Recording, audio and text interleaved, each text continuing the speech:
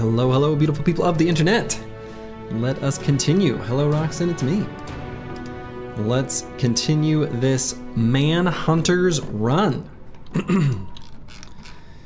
So, last stream, the team gained a substantial amount of power, just broadly. The team's got some really solid looking, you know, transitionary forged gear that we were able to get from a bunch of brigand and nomad leaders.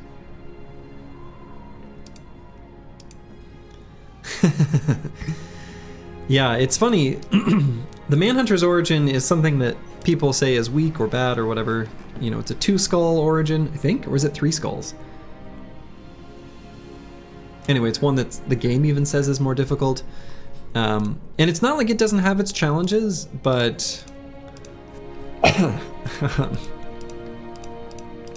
certainly we made it look easy. Maybe more so than it deserves, but still. I think the team is assuming we don't have much in the way of casualties, which I'm hopeful we won't, but of course anything is possible. Hello, Blackfire. Welcome, welcome. I don't know that we need to do any sort of major recruiting. I think the team has everything it needs functionally.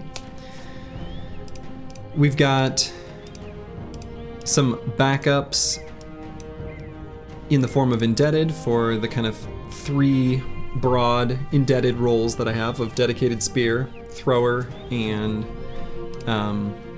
just frontline meat. Hello, Choppy Cat. Welcome, welcome. We've got a couple backup regular bros, regular backgrounds. So yeah, the team's looking solid. I think we're just gonna keep taking fights and powering up. This could be a run where we end up doing Monolith way ahead of schedule just because we can. We'll see. We'll see. It's tough for me mentally to manage 16 bros on the battlefield and 25 total on a squad. That's just a lot to keep track of. My day 30 looks like your day 60. Well, this is Manhunters. They're strong. So, there was a contract here, last we left off, to go to Assisted. Oh man, cucumber water? That's right, that's right. That's true. Roxanne, it's me, is back here holding the company's throwing axes, making them some cucumber water, warming up some towels, you know. The huge. Okay, so I think I might accept that contract, and then we'll just take, I don't know, the route through here. We're gonna be hoping we find a beast fight along the way. And once we reach Assisted, what's the plan? Unclear. I could make like a bigger loop and do something like this to explore a little bit of the north. We have an inventory that's empty right now. So, considering we'll end up landing in a high-tier city, we may as well take some fights along the way.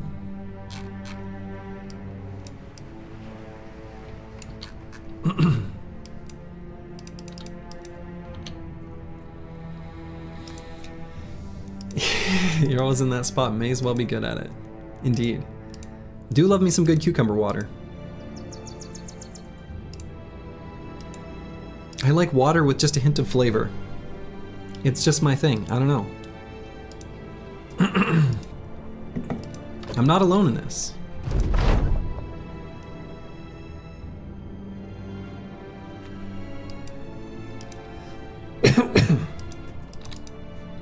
We could potentially find the icy cave even here. Boy, that would have been...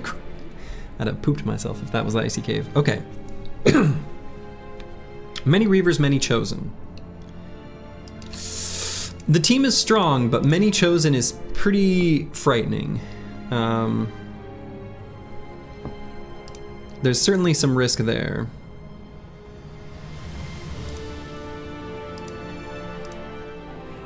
We have spear mastery on our spear bros. So there is at least that. We've got a little bit of Pathfinder.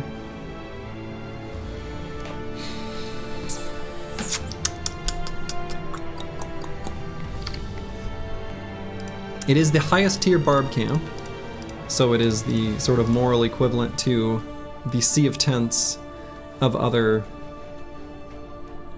varieties. We do have a couple throwers that do have duelist, which is certainly nice for fighting against Chosen. I think I'd like to get more heavy throwing weapons and things like that first. Is that an orc chain? Oh yeah, sure is. Sure is. Hello, Andre. Love me a good orc chain. I think I'm probably gonna skip this one for now. I think I want to have a few things before doing the highest tier barbarian camps. It is tempting though. The thing is many is a tough range to fight into. Do level 7 indebted stop leeching EXP from the other bros? That is a great question. I don't know the answer. Oh my, lots of camps, okay. Some thralls and warhounds, alright, that's an easy one.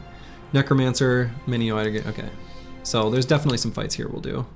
We'll start here. You do it and accept a loss or two? I mean, I could do it that way too. I think that would be the likely outcome and totally a reasonable way to go about it. I don't think that would be bad to do it that way.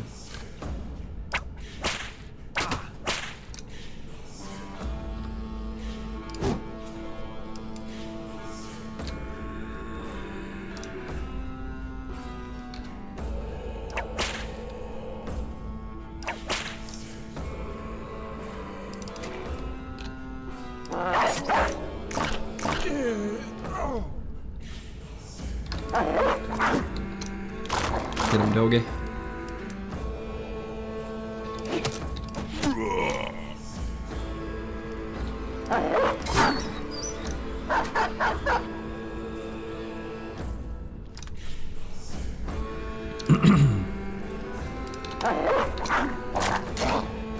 We're gonna let the dogs do at least some of the fighting here.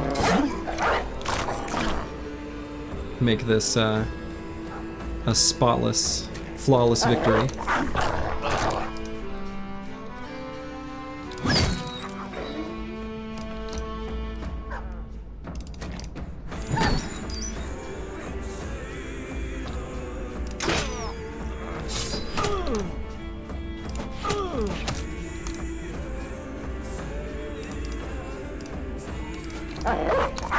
Okay. And they're dead.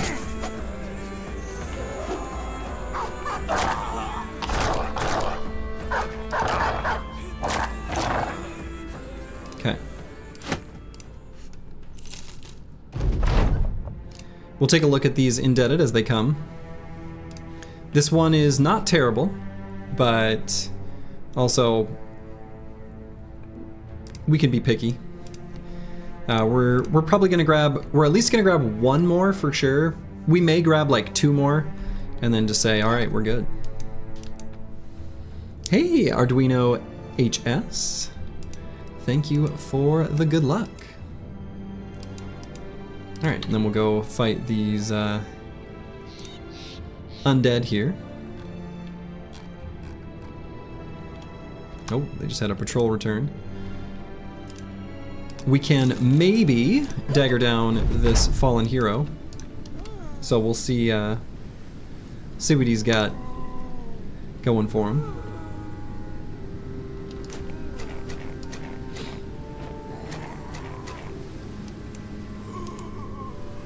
Alright, so we're gonna clog up that area with this spear bro.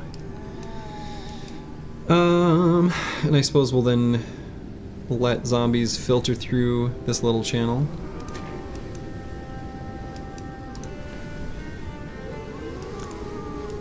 You have to look up all these slang words What slang words were used?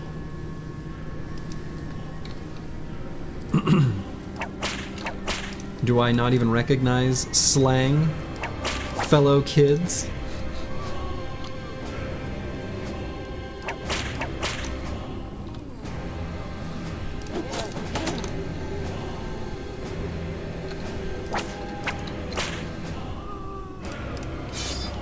Okay, so there's the fallen hero. It's kind of hard to tell under the tabard in a lot of cases with the fallen hero. I want to say that's the 170, the like reinforced mail hauberk. It's so hard to tell. It might not be, but I'm not sure. Hey, Arduino, thank you for the sub. Ah, it's the abbreviated ones, GL and such. Gotcha. Well, GL is good luck. That one I know. But that's like a classic GLHF. You know, before a game of StarCraft or whatever.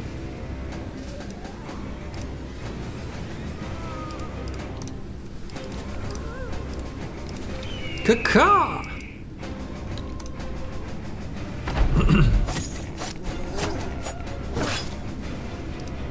Alright, so we are in the 95% hit chance realm against the old zombos. They have negative melee defense, so...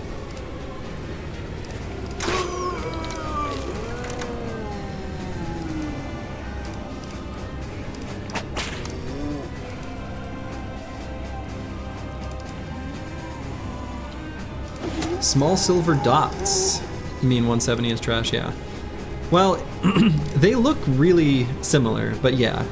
The small silver dots, the sort of chain plaiting or whatever.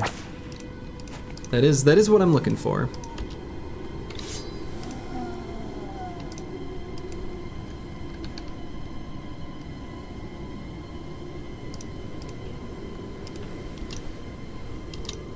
So I guess that means we aren't terribly concerned with trying to dagger that guy down, as that armor is just simply not very good. Boy, missed another 95 there. Unfortunate.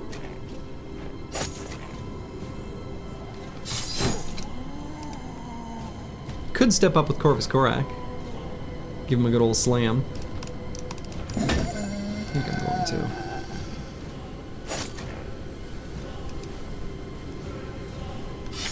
May as well pull reach weapons out on the others.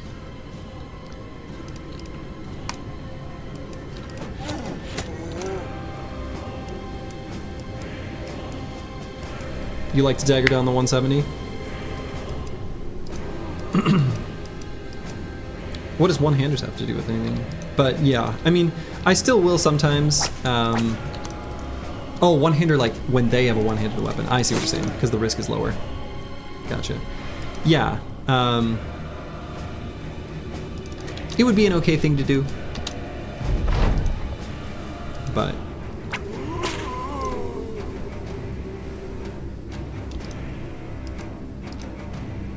we'll be okay without it as well.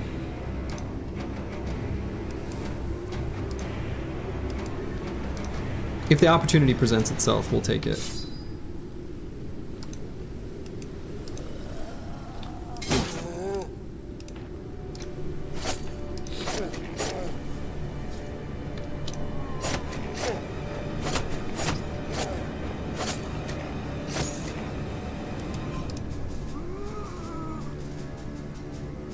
Okay, so these ones are all done. We might actually, I might just have the team push forward up top. We've kind of hit our time.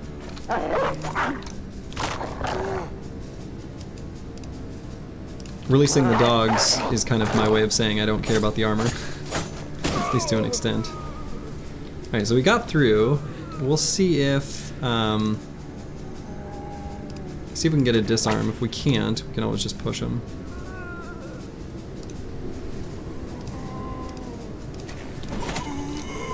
I don't think we're gonna reasonably get damage on the Necro. There we go. We have several different ways of pushing, so just needed one of them to work.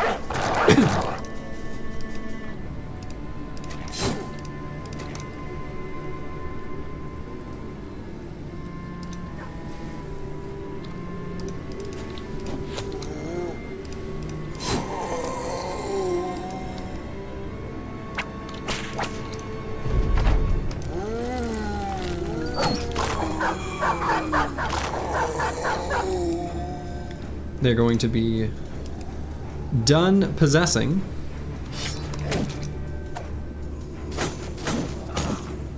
Still managed to get in there though. The guy with the shield though, that's going to be a decent, let's see, yeah, 64% chance.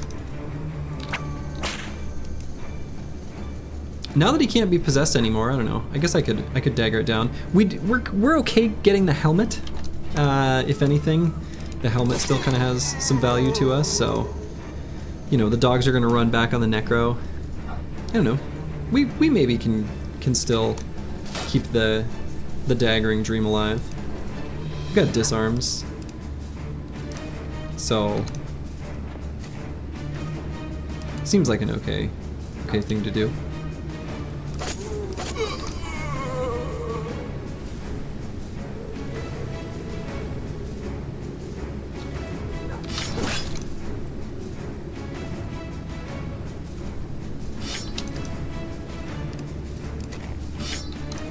Let's get in there.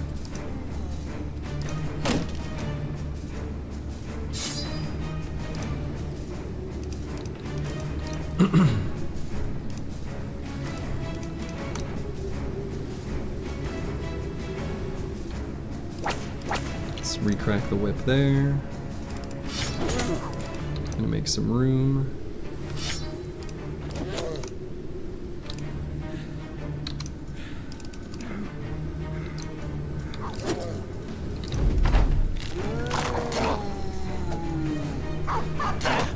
All this guy can do is his unarmed attack, his bite. Not something I'm too terribly concerned with.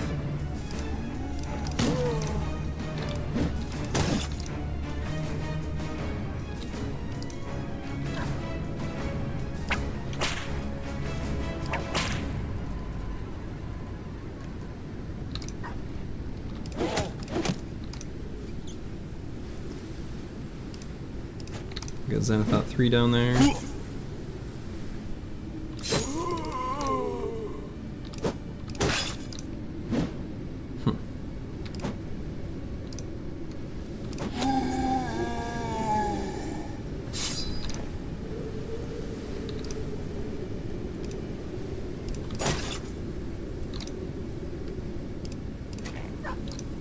Do I think it's overpowered that the Crack the Whip has more range than their weapons?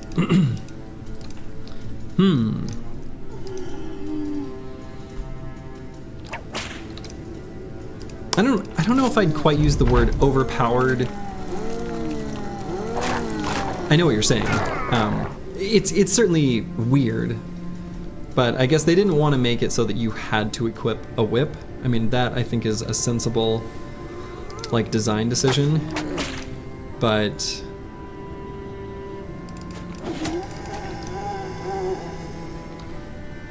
it is a little weird that they can crack a whip that they don't even, like, when you don't have a whip.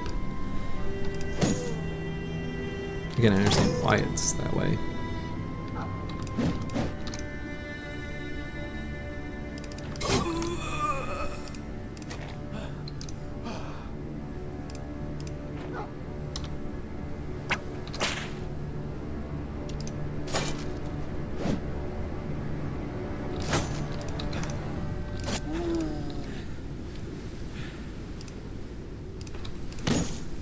Nope, he's going for the stun. Didn't get it.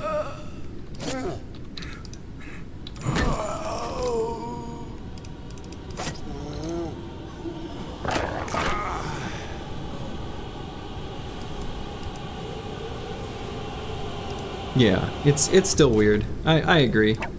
It's a weird interaction.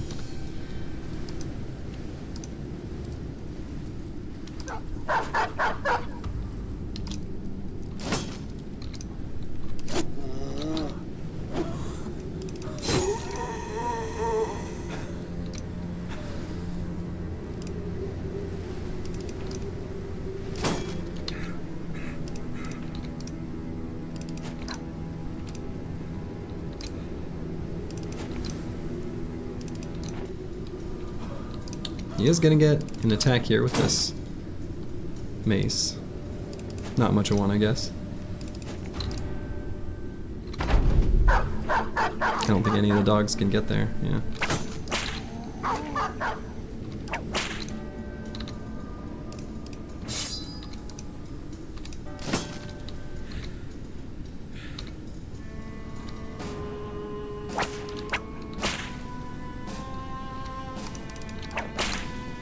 Okay, let's see if we can get this boy down to this turn.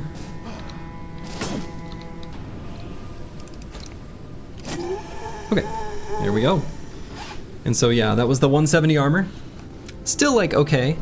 The 240 decayed full helm. It's not the decorated fancy one, but that's okay. We also got a full-on winged mace. Also notable in that loot pile was the basic mail shirt, which is basically a strict upgrade over the worn mail shirt. So that's kind of nice.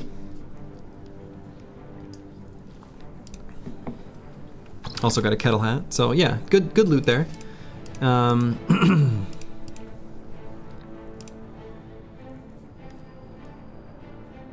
sound like you're on cue.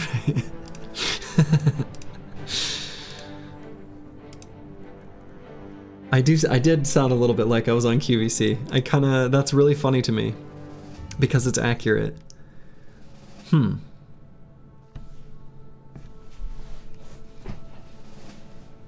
That's fair. I was talking like I was on QVC. I won't disagree.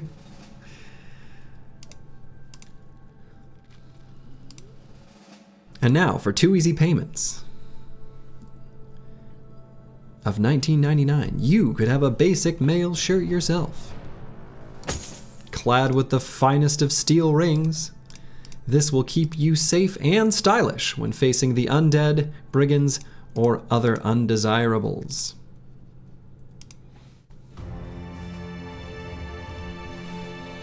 Buy that rotten armor after that lovely pitch. Good. It's working.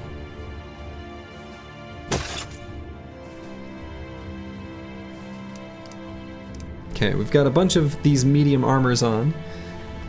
Kind of an interesting sort of deal. All right, let's get the winged mace here on the thrower. I think I like that as a good sidearm for the throwers. Turtleback. Oof. +2 there in fatigue. You hate to see it. Could skip it for hit points and resolve, but I think considering I'm going to make him a forged tank and he's not even really going to be tanking, but rather just leveling up for most of his journey. I don't know. It's kind of whatever. We'll grab the +2 though. It's going to be a very important stat for him. I'm going to grab the +4 in hit points. I think we can skip 1 resolve roll and that'll be fine. We'll grab gifted. Kind of a similar sort of deal here. We're, for the most part, any level from this point on is going to be almost exclusively fatigue, resolve, melee defense. So Thorn 9N. Did I decide I'm gonna make him some sort of Catal? Or some sort of initiative something or other? Make him faster than Necrosavants? Sure, why not? So we'll level up like so. We'll go ahead and grab 9. 9 is just so good. Let's grab it on nearly everyone. Okay. We'll continue on through here a little bit, discovering maybe the icy cave, question mark? Even though, as previously mentioned at the end of last stream, it'll be a hot minute until we have a good team to actually do icy cave, like a good brother for it, but let's see.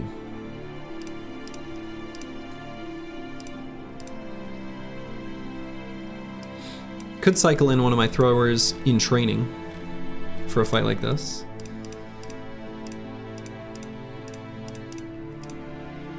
Could also, yeah, let's pull out this guy. We'll let some of these other bros get some experience here. Fight these berserkers, maybe get some Zerk chains, maybe get some man splitters. We'll see what we've got.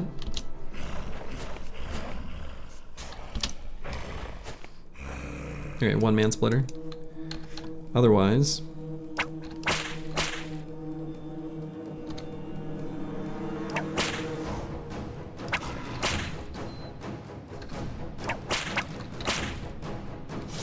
okay, so we'll bring Crackalack down to here.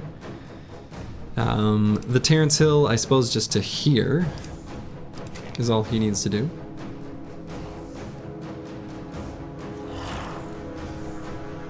Sure.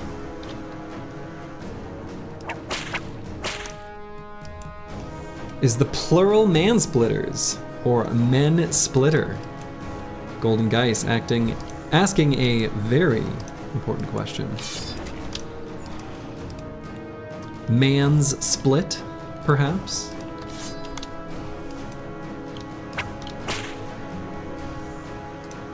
Similar to passers-by. Asking the real questions, the ones no one else is brave enough to ask.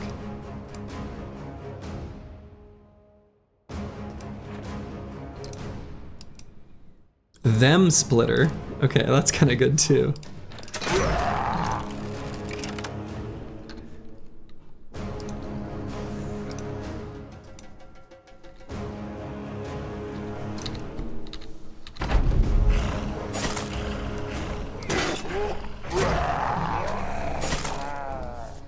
Okay.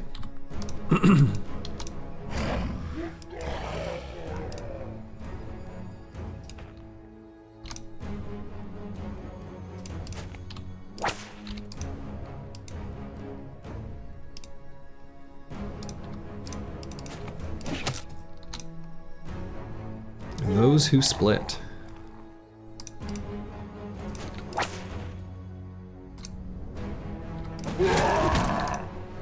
The only weapon I'm actually concerned with in any capacity doing any damage would of course be the man splitter.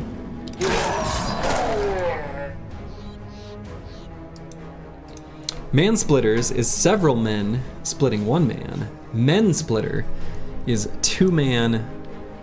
one man splitting several. Seems like a pretty good way to define it to me.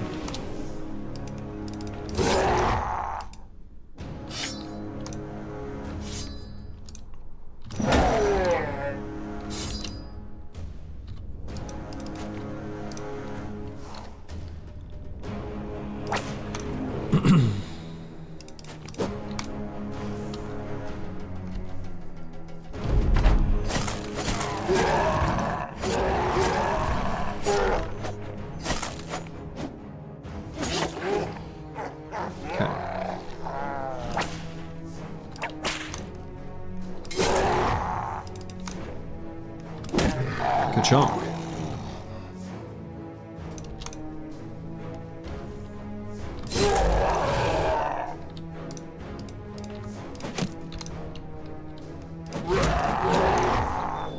Alright, that one's fleeing. You love to see it. So you just recently got this game and you're having trouble learning this game. Is there a good YouTube you know to learn the ropes and make progress? Well, I do have historical VODs up on YouTube, though they're not in any sort of like tutorial format or anything like that, so might be of less use, like as far as like just trying to tutorialize learning it. I think the best way to learn this kind of game, personal hot take, is just by playing it. Some of the things that, at least for me, make a strategy game fun are in the joy of discovery. So don't be afraid to try things out and make mistakes. That would be my advice. If that's not going well for you, or you're still struggling for whatever reason, honestly, just watching higher level players play, like on YouTube or Twitch or whatever, like you're doing right now, is a decent way.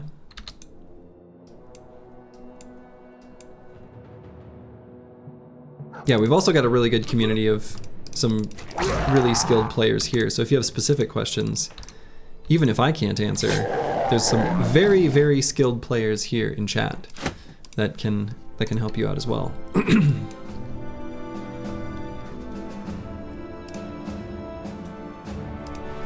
And yeah, presumably that's the Sins, Some Weird Sins build spreadsheet. Hell yeah. Yeah, that's a nice reference as well.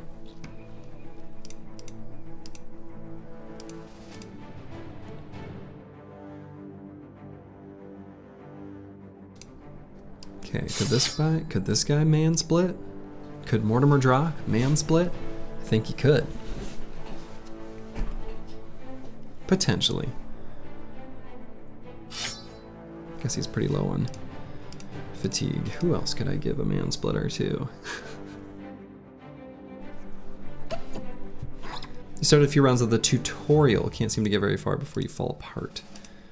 By tutorial, do you just mean the tutorial origin or whatever? The thing about the tutorial origin is it's actually like the full game. Are you playing on the easiest difficulty? Because that should help out quite a bit.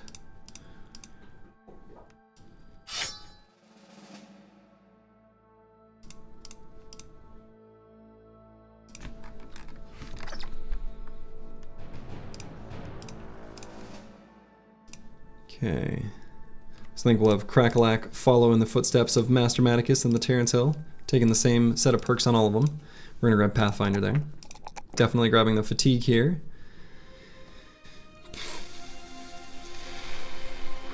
This one's a tough call between hit points, resolve, and melee defense, I think. But I think I'm gonna lean towards resolve on this bro.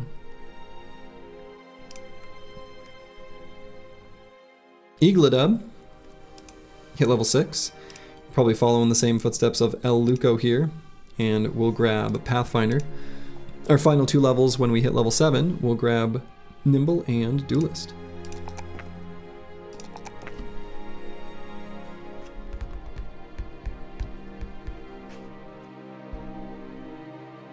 Don't really need any of these other stats. I guess we'll grab Fatigue because it high rolled, but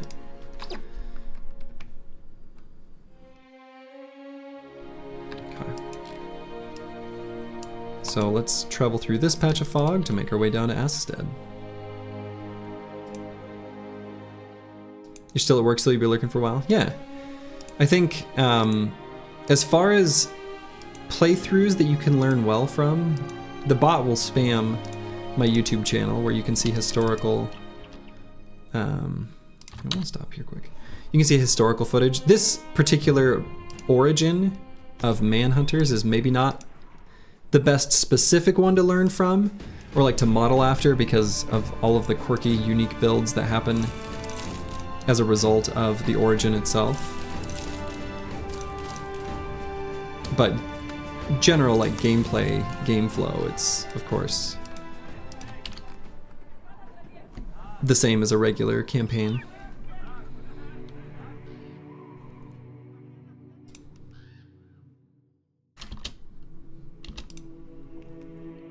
See, more orcs pass through. Ooh. Another necro camp, we can do that one quick.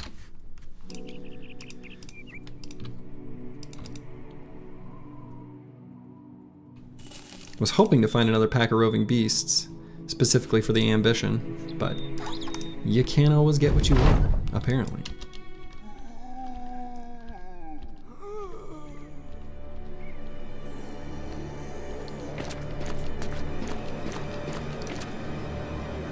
Oh, I pulled out the bro with the caca.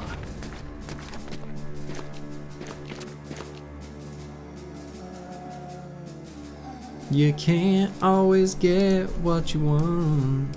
Yeah, the best way to learn is to read our Battle Brothers and do exactly what the top voted comments say. Oh boy. There is some information for a new player that they can learn from the subreddit that would be valuable. To be fair. But like one of the whole reasons that I started streaming is specifically because of how bad some of the top voted strategic advice is on Reddit that didn't jive with what I thought I was experiencing from the game. And I realized that I had to take it on myself to show just how so much of it is so bad.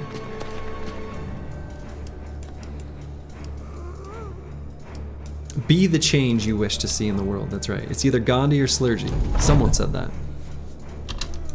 Was it even? I don't even know. Who is that quote originally attributed to?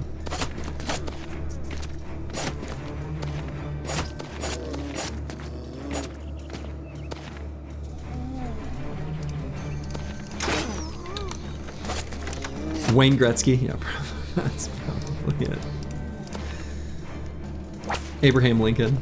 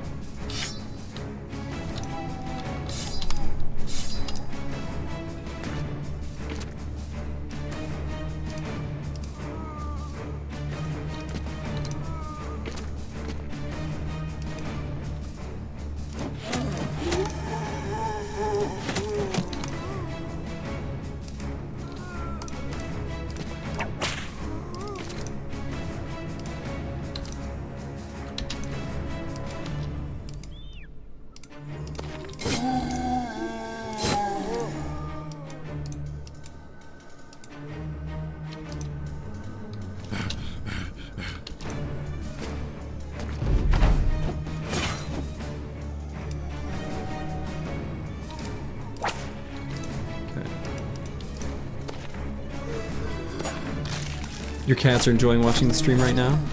Nice. Good. Kitty's welcome, of course.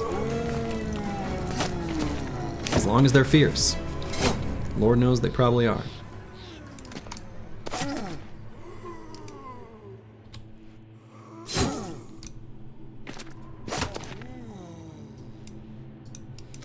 Certain individuals popularized the take student then gifted on everyone approach, which results in having no proper perks when you start facing raiders with actual gear.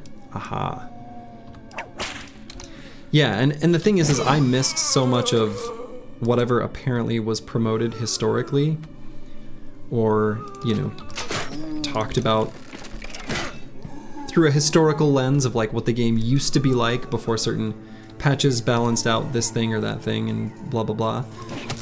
So there's some things, at least from my personal experience, that like seem ridiculous, but I never experienced a version of the game that would, you know, validate certain opinions or things like that. So that's something I always gotta kind of keep in mind.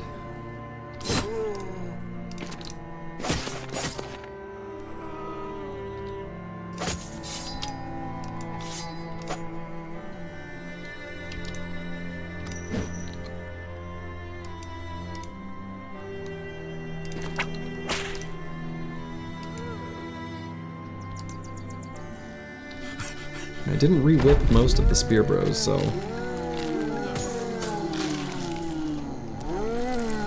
this fight should be really easy. I'm making an easy fight look kind of hard. Relatively, anyway.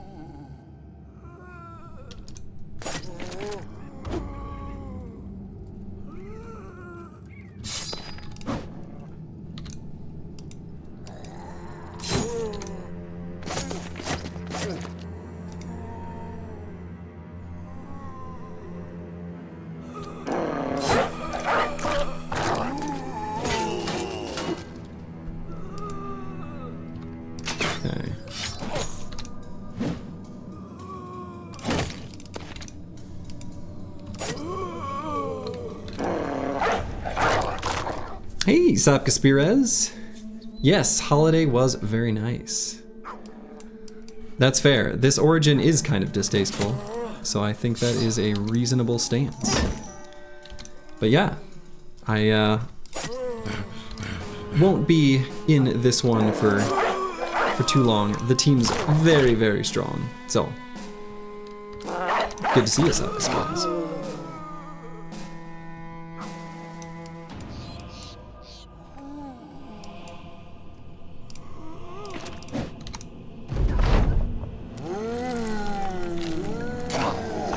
Like the Golden Guy's path-dependent approach to strategy gaming.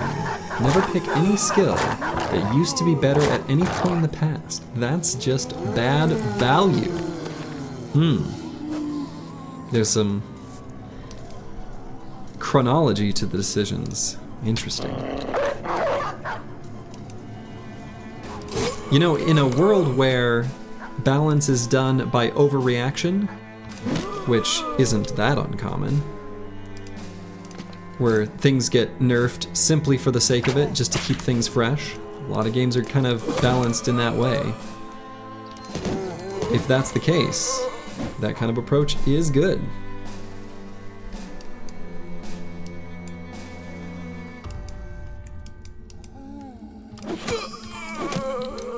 Yeah, the old version of Nimble is one of the most often cited changes in the game that shifted up the prevalent strategies substantially, which is interesting and makes sense. It took me quite a while before I even was able to find a proper description of the old Nimble, and it was weird. It was actually like almost overly complicated too.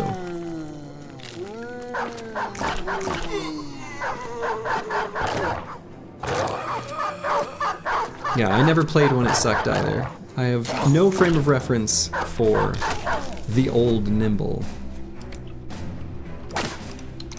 I got the game after Nimble was already changed up.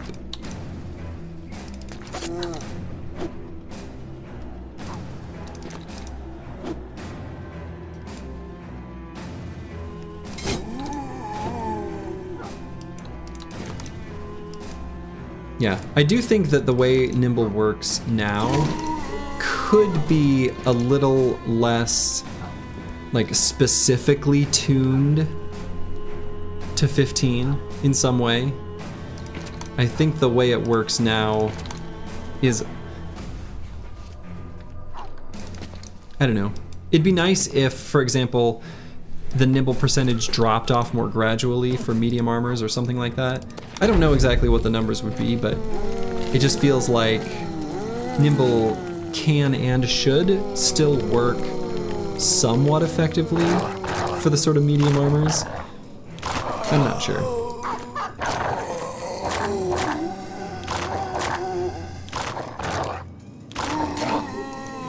You think Nimble is useful even in medium armor? But why would you not just wear lighter armor? That's what I mean. Like, I guess in a sense the answer to that is yes, but lighter armors are more abundant and generally going to give you better protection. Yeah, I'm not saying it doesn't do anything, but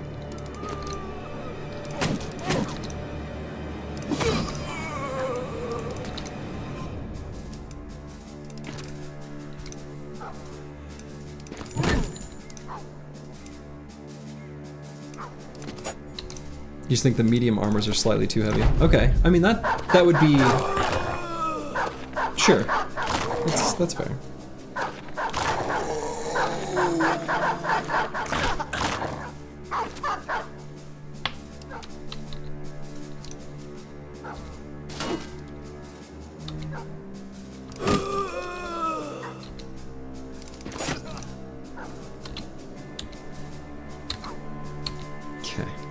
Just a casual 27 units on the battlefield.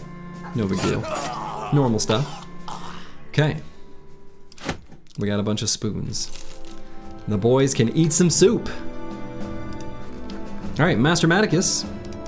Spear Bro has hit level 7. We will be grabbing Nimble on him. And here we'll grab the 3 hit points. And so we'll get him an armor set that totals to -15, making him nimble like a cat. The boys can prepare their heroin with those spoons. I guess. Light it over the fire.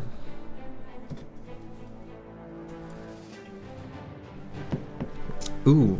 Now, Roxanne, it's me. I mean, should we go red-brown, or I'm kind of thinking, you know, purple is everyone's favorite color, right? Purple's the tastiest, I've been told. Okay, Corvus Corac. Incredible amount of stats for level 7. Just insane. Kind of thinking about whether I should just grab hit points here.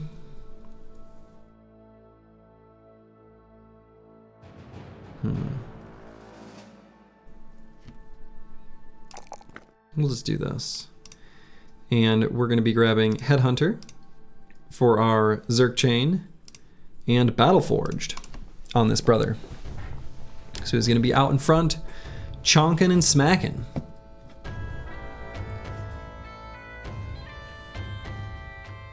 All right, bag 124, 420. I'll be waiting. I'll be here. Golden Guys.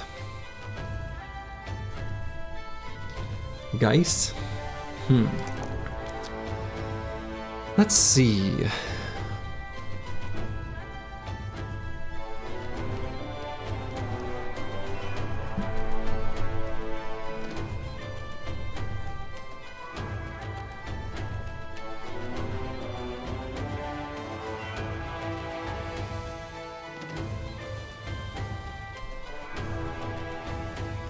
We'll grab the melee skill here.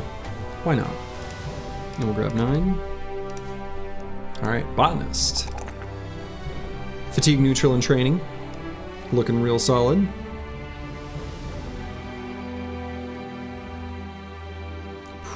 Probably still grab more resolve here. We'll take the +3. +3 in hit point and resolve. We're gonna definitely need to get more of both of those. Prioritizing between them is, you know, kind of whatever. Again, because of the way this run is going and leveling everyone kind of slowly with such a full stacked squad, I am going to be grabbing a lot more student. And in fact, interestingly enough, I'd be tempted to grab the drill sergeant with my next retinue slot that becomes available. However, we didn't get anyone with a permanent injury that we could even dismiss. All right, excellent. We got there before nightfall. What potions do we still need? Are you thinking Anatomist? This is not Anatomists. I'm a little confused by the question, Delta O.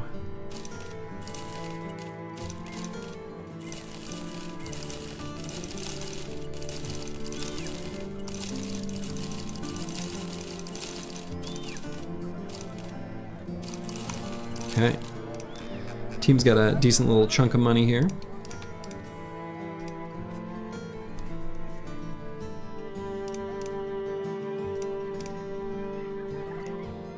I think this is an okay setup for a backline. The padded leather plus padded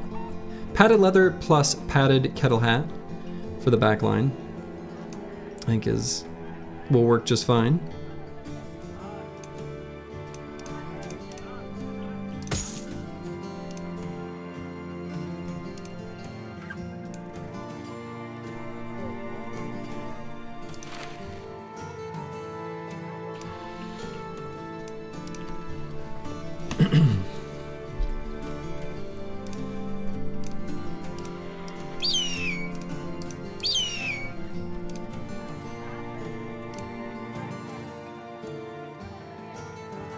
Probably move that helmet there.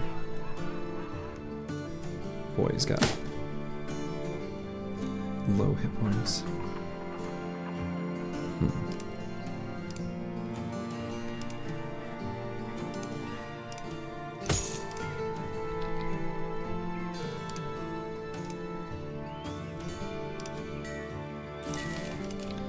All right, let's see what this contract is. Escort caravan to Gronenfeste. What is that? This.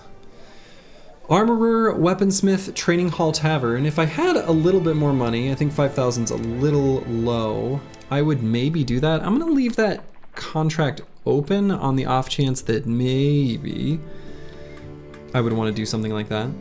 I could recruit, say, a hunter for our final question mark.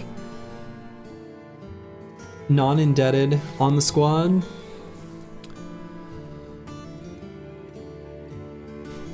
I don't think I really need to, so I'm not going to. So let's see, I'm gonna go out into the wilderness and explore. We could head east to Holmwold and then do another pass through the wilderness. Maybe could go up this way, could go down this way. Could even, I guess, trek through these mountains here. We do need some more ranged bros.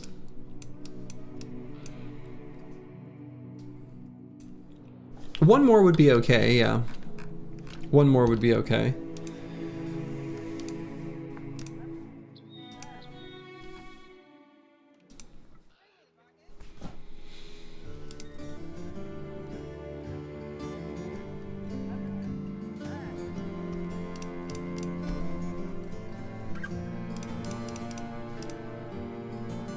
I think just because of the nature of the size of the squad, it's kind of easy to trip over your allies and have difficulty getting angles to attack and things like that with 16 bros.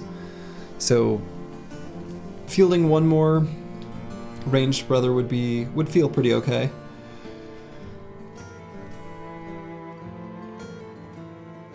And if I was going to do that, it would be a hunter. It's just not really necessary? I don't know.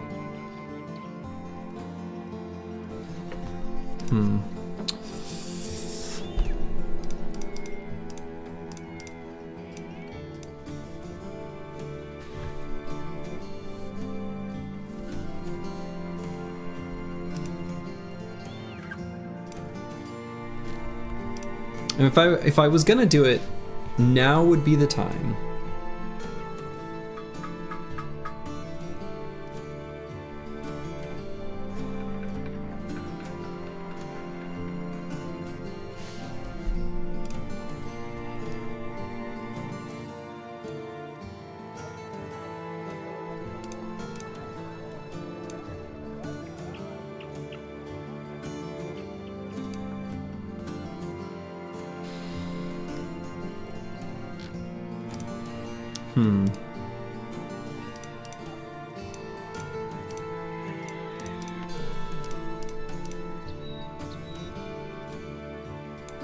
Just rolling, bro, you got the money? Yeah. Oh, I've definitely got the money. It's not a question of... money's not really the thing I'm thinking about here at the moment. It's more just like... Honestly, does the team even really need this? Also thinking of it from an ammo perspective, it's even though we've got more bros on the squad, we still only carry 300 ammo. Now, I may probably will get scavenger for the next retinue slot, and that will help with, you know, ammunition expenditures. But the throwing weapons, they churn through ammo pretty quick. And so we're already gonna have three throwers every battle. And so 3 throwers worth of ammo expenditure is quite a bit. I don't think I need to bother. I honestly don't think I need to recruit anyone more this whole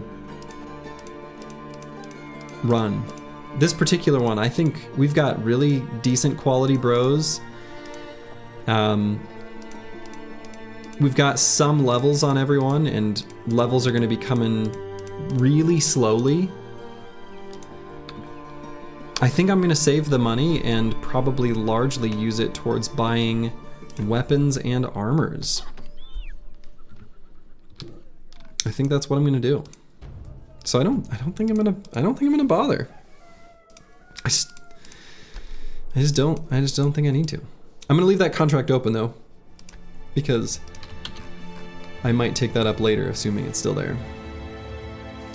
Yes, it is very windy over here in Minnesota. The wind was howling this afternoon. Okay, unhold attacks, rich veins, terrifying nightmares. All right, hunt down unholds. You'll love to see that. We're definitely keen to fight unholds. When we come back, we can maybe buy this Saleh helmet. And then some tools and such. Fighting unholds is very good for us because the bone plating is such an incredibly good attachment. And you only get it from fighting the unholds.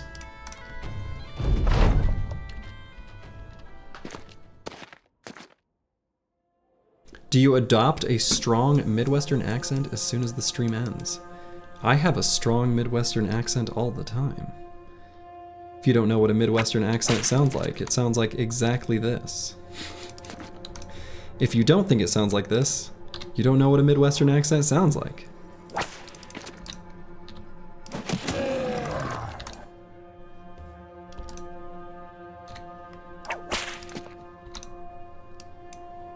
Now the real question is Minnesota real? Now that's the real question. Yeah, it's just a standard, one of the many like standard American accents. In fact, back in the day, apparently folks from the Northeast, they would send to Des Moines, Iowa, which is around where I grew up, to try to normalize their accents. Oh, people are thinking of that northern, yeah. Oh yeah. Gotta put some gas in your boat. Yeah, I guess there's that accent. It does exist, but you have to go like north of the Twin Cities to get there.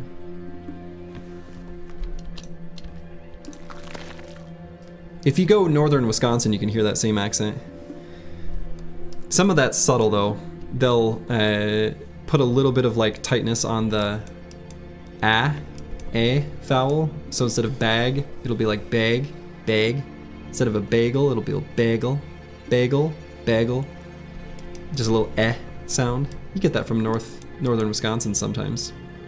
And then, yeah, northern Minnesota, of course, you get the oh yeah kind of thing.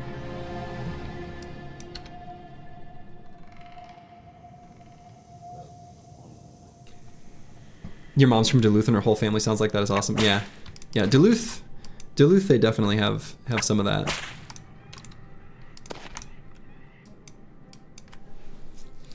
You're describing as one of the worst in the US. Fair enough. You betcha.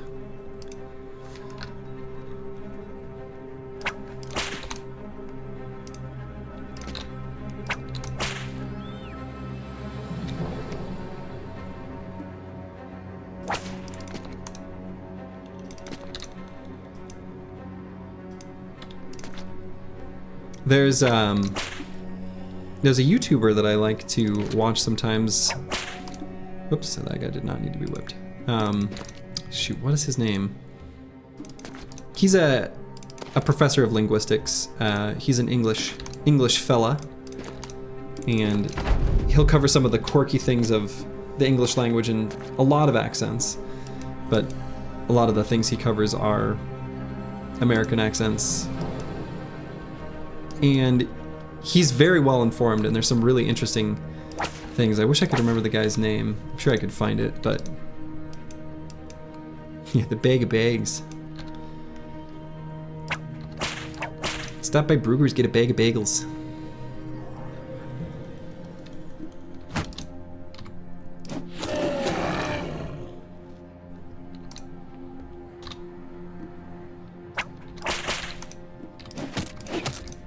but don't get that sriracha mayo. It's too spicy.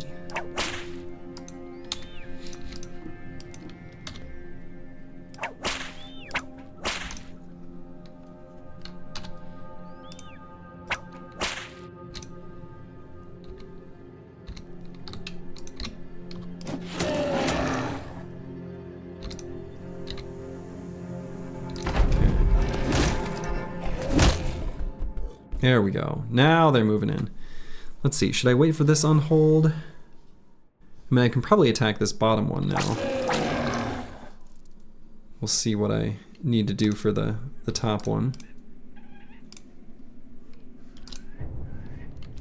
We'll see where he goes exactly. There, okay. Wasn't sure.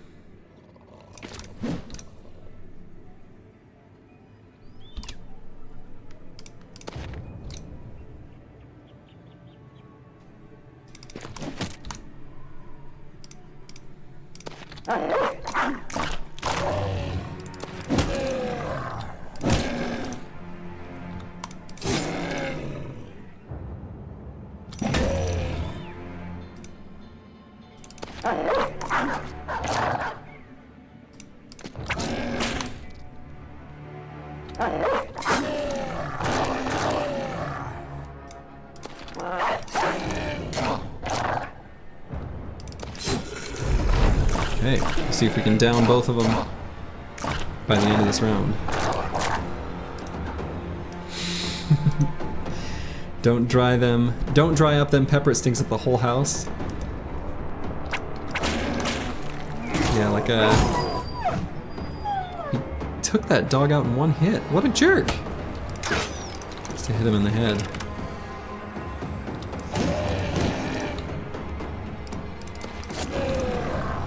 Oh, I shouldn't have put that bro there. That was an oops.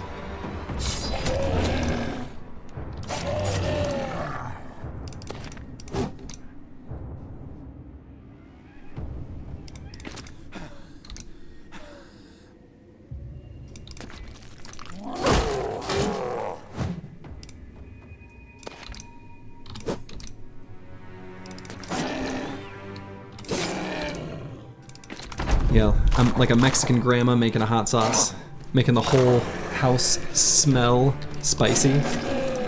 Love that.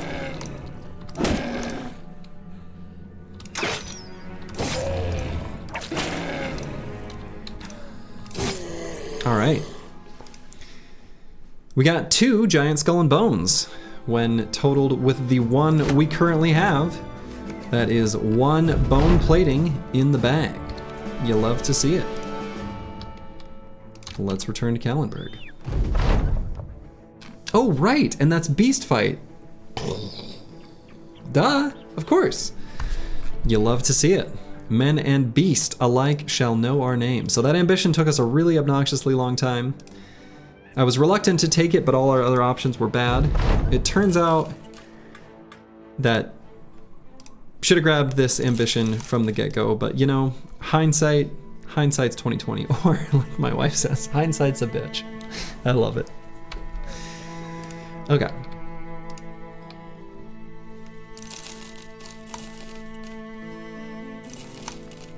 We're gonna stock up on supplies. Probably can go ahead and sell the furs here. That's actually a pretty decent sale price, huh? And we'll buy even more food because we're gonna be going on a little bit of an expedition. We're gonna buy this sallet because the sallets are incredibly efficient pieces of armor. 120 durability for 5 fatigue compared to the 105 of a regular nasal helmet for the same fatigue cost. Pretty big boon for our nimble brothers. So we'll go and throw that on Master Maticus, the bro who's most likely to be subjected to some damage.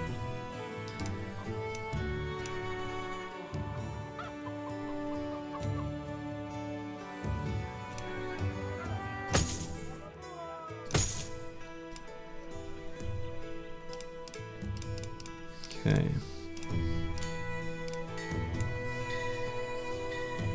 Hang on to the nasal helmet for now. in case some other boys hit nimble in the meantime. So we'll try to get to Homeworld before nightfall. And we're gonna pick up some more warhounds. And where's the closest taxidermist? Is there one down here somewhere? Do I even know where a single taxidermist is? Other than like the starting city that we were right next to at the very beginning? Wow. No, it's just Caravan here. Incredible. What happens to the EXP that the level 7 indebted would get? Is it redistributed or lost? Someone asked that question earlier and I don't know the answer. I would love to know the answer, but I don't. It's a great question. And yeah, I don't know.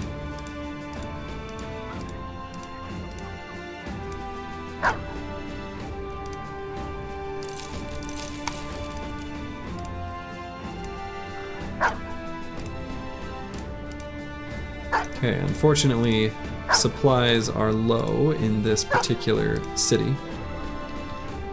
They've got a raided situation, which also means they have very little food, which is kind of annoying to me because I wanted to go out adventuring through the wilderness.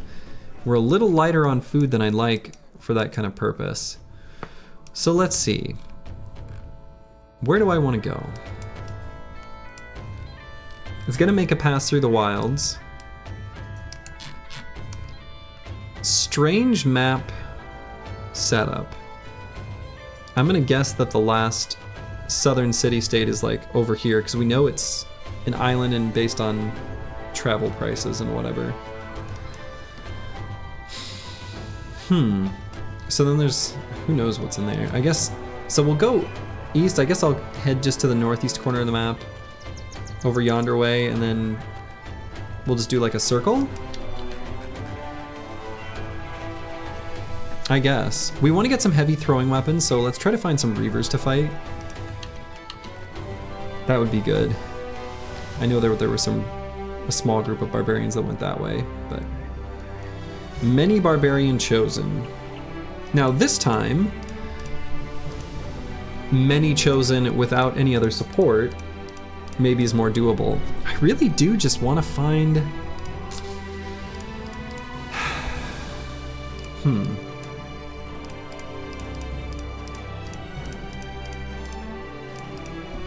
Some Reavers instead of chosen. I mean, I guess I can fight them. Should be okay, but... You have nets to use? Yeah, we've got nets. We do have nets. I'll probably go ahead and toss those on these boys.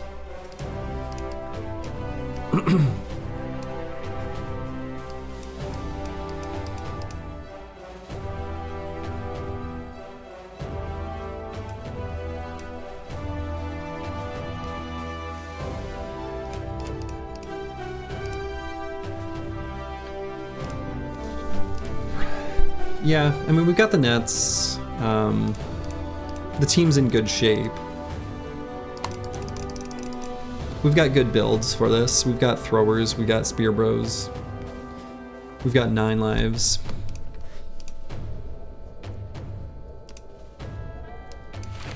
Screw it, let's even just grab that net. May as well. Many chosen isn't too bad, all on its own. Even though, again, want to be fighting some Reavers, but whatever. Unfortunately, not a single heavy rusty axe. That would be the weapon that I would want to get from a fight like this. They only have the hammer, mace, and cleaver. Womp womp womp womp. Kind of disappointing.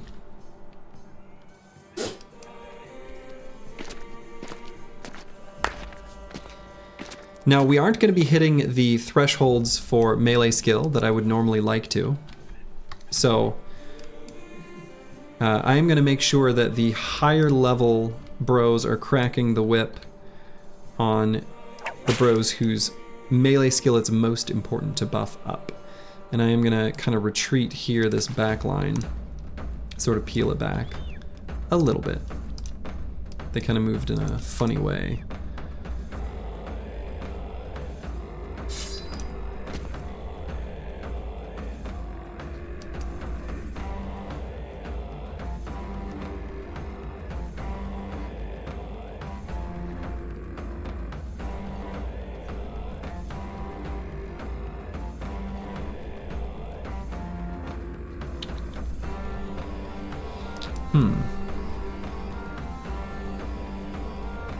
No, I think I need to.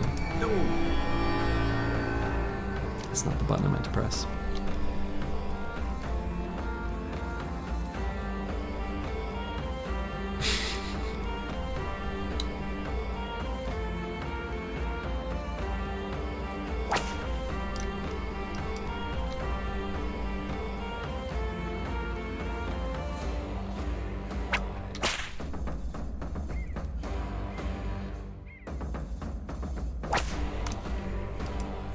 So Master Maticus, we're gonna make sure we get him whipped to bump up his melee skill as much as possible. I could just put him here. He can't get surrounded as easily, and he can still get a lot done.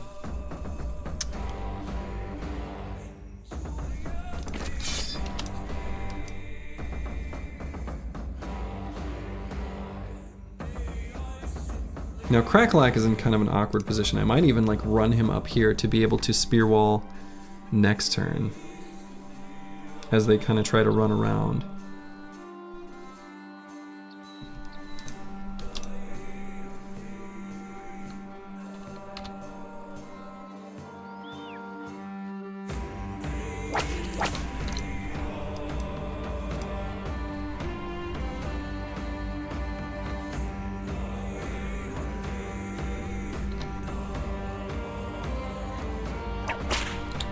Xenothought 3 is level 5. So that means we're putting Master Maticus at 82 melee skill. So Chosen have 10 melee defense. So ideally, you hit 90 melee skill. So at 90, then plus 20 from thrust goes to 1. No. Hold up. I'm saying some numbers wrong.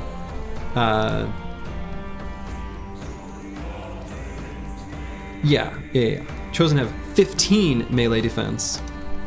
Back up. They have 15 melee defense, so you want to hit 90 melee skill, so that at 110 minus 15, you go to 95, which is the highest you can get. So we're not going to be quite to that point, which does make fighting Chosen, it's a substantial difference once you're able to get a Spear Bro to 90 melee skill.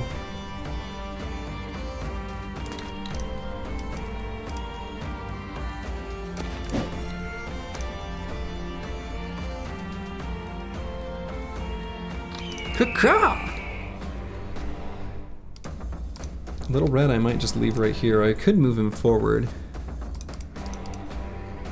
This guy still can't attack this turn.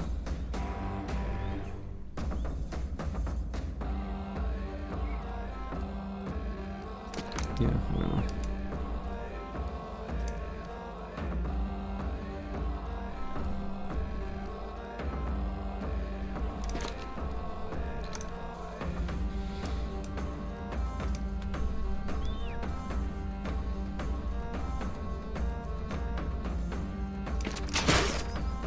Okay.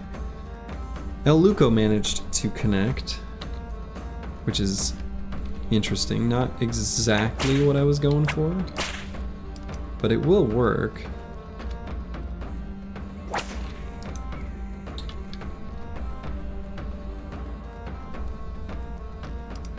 Let's bring Botanist up to the north part.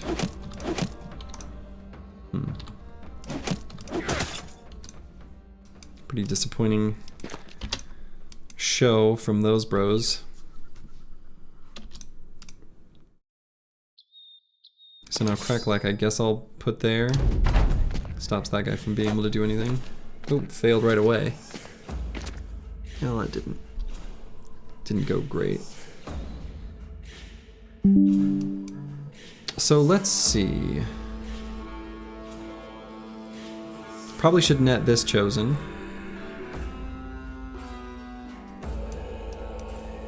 You're ashamed to say you've never actually cleared Black Mono. We have your chat permissions revoked. No? It's a hard fight.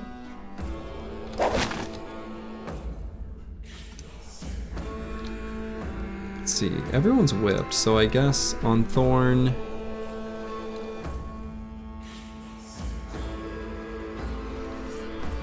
Could go for a disarm. It's pretty unlikely to hit.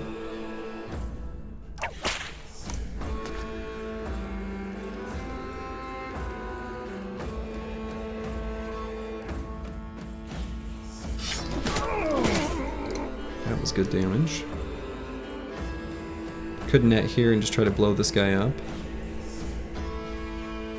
But I don't really need to.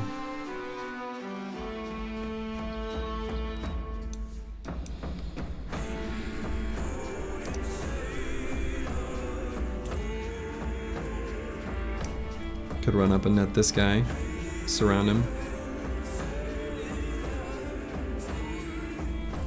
Or even this one. He's already hurt, but make sure he stays that way.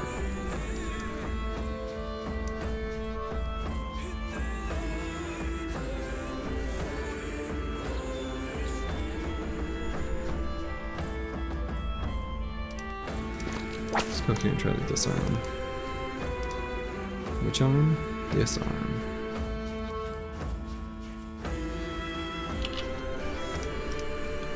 Okay, don't have even...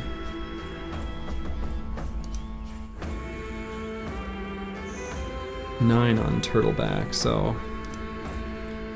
we have to be very mindful of what we do with him.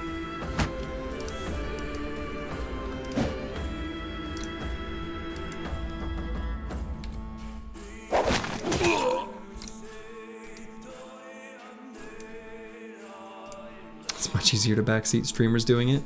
True. That is much easier.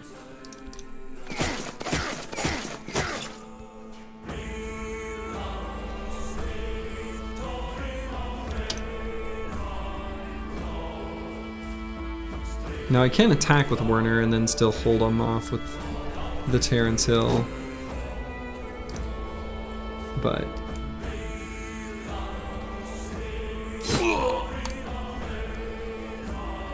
so if I push back,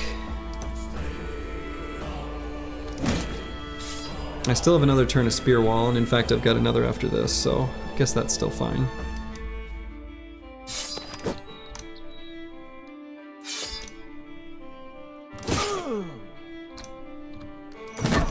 Ka-chonk. We'll let this chosen in and get a singular attack. Should be fine. Let's see, is this guy gonna adrenaline? Let's see if he does.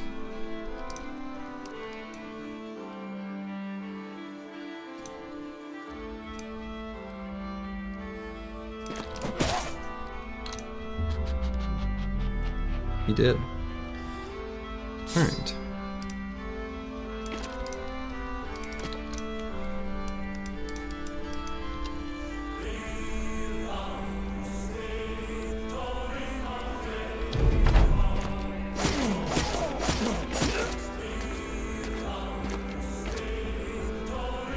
Okay, again, biggest threat is still definitely this area up here at the top. Let's make sure we've cracked the whip on bros that we need to be doing some damage.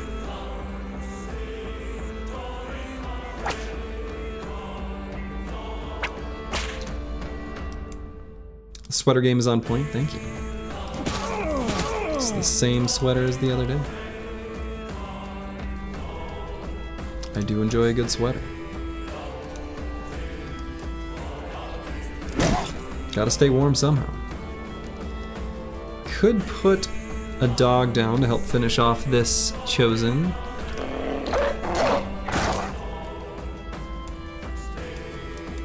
Not even just 2 days in a row. I'm pretty sure this is day number 3.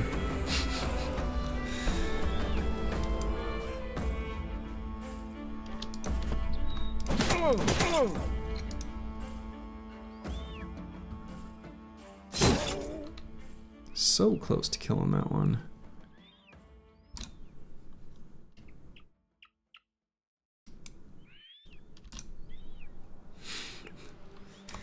No, if you're making a sweater stink, I changed the undershirt, but if you make a sweater stink after a couple days, there's something wrong. Okay.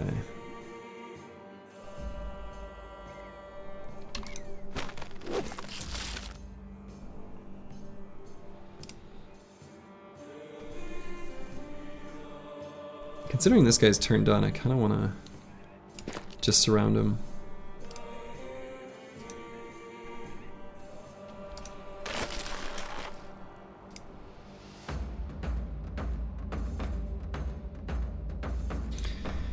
Corvus Korak has Headhunter active. This guy's got the lighter of the Barbarian helmet options. Still need to recrack the whip though if I'm gonna do that. Let's get up here and just finish off that guy.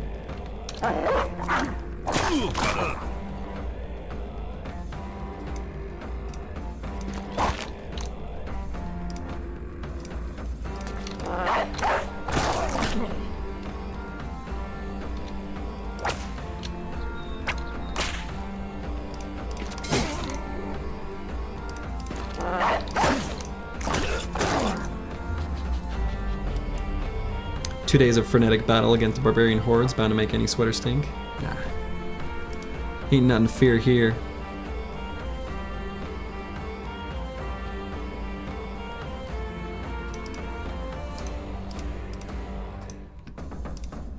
I guess I could go here.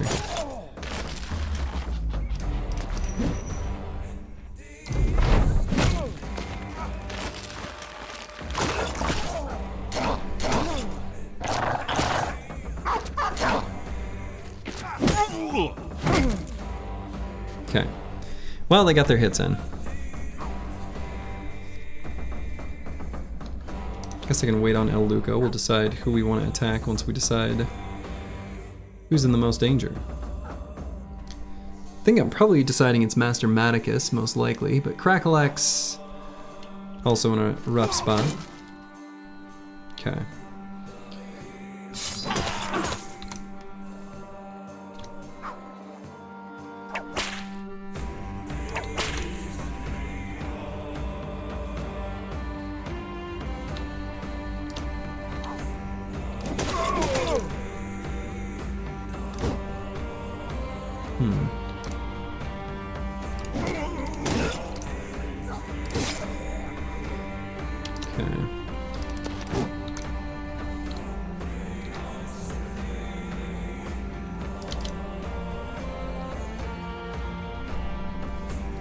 Ah, it doesn't have enough fatigue to do the shield push, I suppose. Had that crushed windpipe, huh?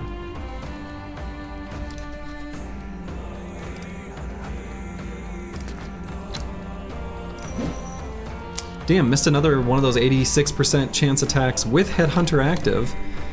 That is unfortunate.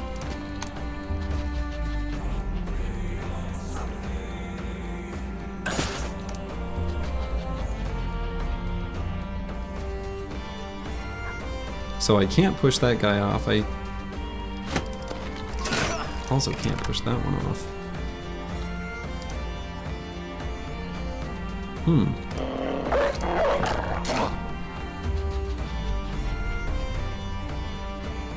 Unfortunate misses there. That could spell doom for Crackalack. I hate to say it, but it's possible.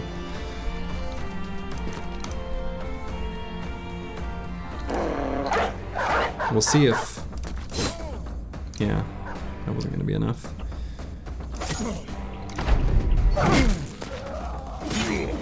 Here's the 9 lives proc. 9 lives proc there too.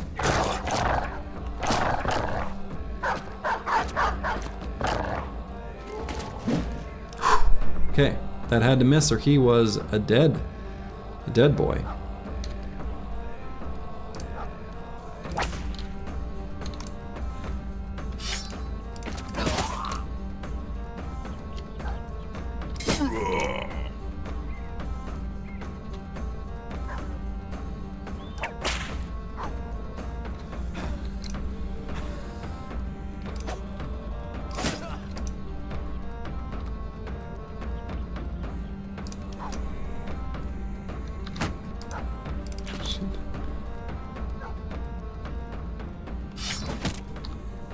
Really? Missing all these high percentage attacks. We can't do that. We can't do that. I suppose I should recrack the whip here. Someone needs to. I guess it'll be Lukey Dookie.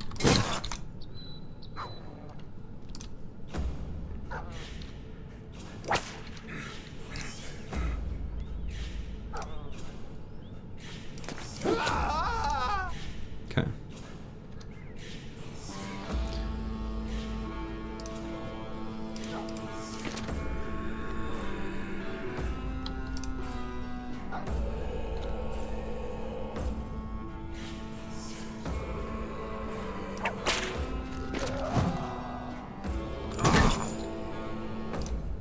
Not a stun, nothing.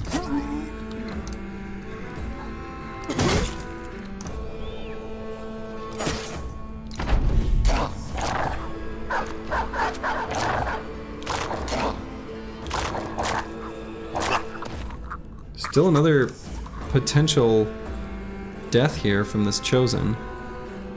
Suppose I should recrack the whip, give him as much melee defense as I can. Jesus. They're testing me.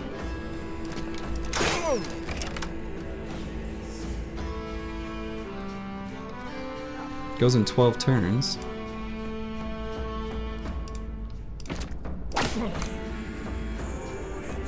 We're gonna do everything we can to damage him before or hurt his resolve. Oh, did I have a second attack there?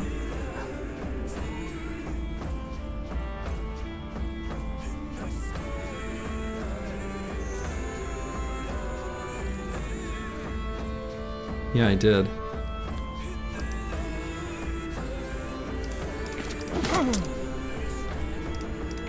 That's a whoops. Not punished though.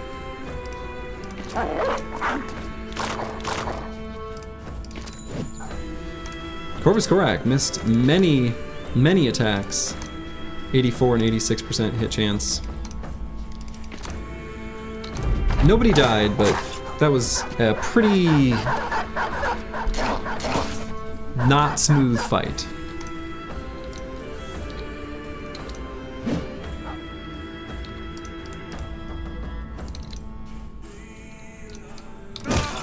Okay. Yeah, none of our friends died. Unfortunately, we didn't get any heavy rusty axes either. Kind of a shame.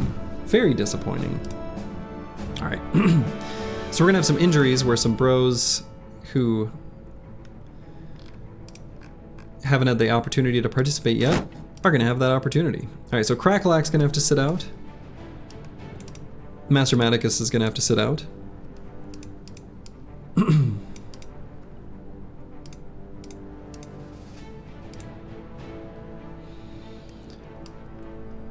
Can put Turtle back here in the center. Bring in another thrower, I guess.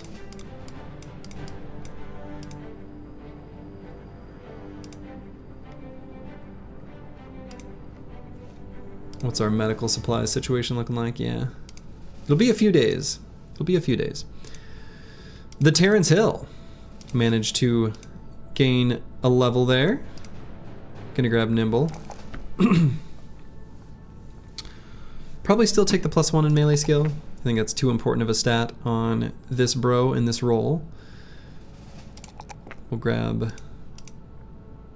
the hit points here, I think. Alright,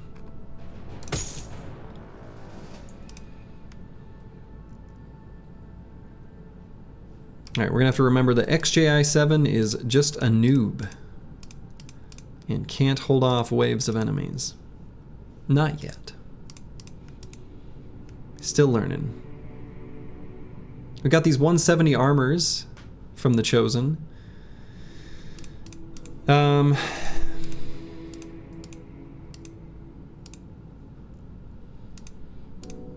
May as well equip them, I suppose. May as well cosplay as barbarians.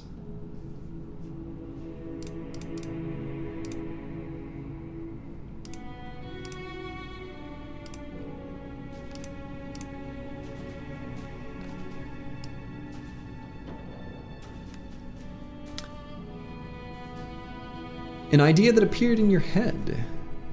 Is Manhunters basically like Peasant Militia, but worse because you have an army of 16, but more than half of them are 4 levels worse? It is similar. I don't even know that I'd say it's worse. It's pretty strong, actually.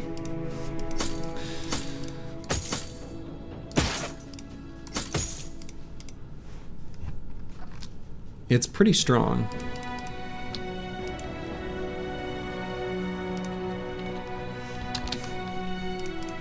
Let's see, how's everyone else? Everyone else is in okay shape, right? Yeah. But yeah, I think Green Killer 001, definitely they are similar to Peasant Militia. Fielding 16 bros changes things pretty dramatically.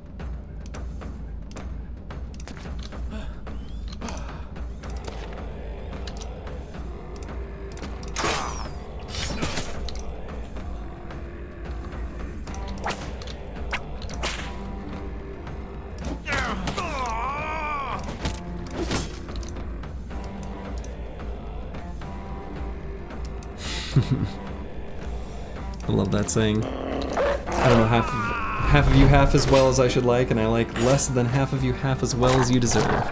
It's a fun one.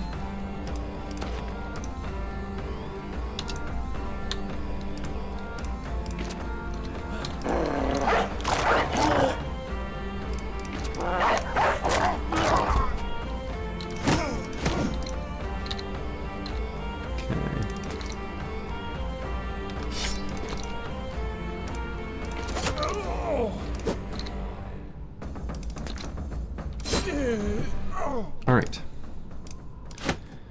Cute little group of barbarians. We'll take a look at our barbarian indebted here. He's bright, but he sucks. We'll get rid of him. Alright, XJI 7. Gained his first level here. Ooh, that +4 is so tempting. I wonder if I skip melee defense here. I think we want to take all the fatigue rolls on this kind of brother. Your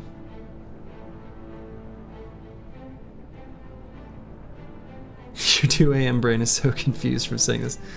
Ah, classic 2 AM brain. I am familiar. Okay, we'll grab 9 for our first level here, I think.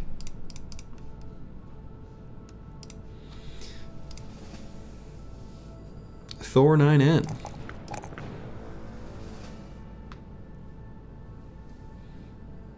Here I'll grab melee defense.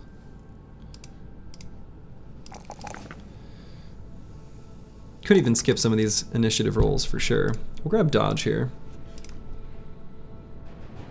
Maybe could have grabbed relentless here on this level and taken dagger mastery, but whatever. This will be fine. All right. Let's continue north, I suppose.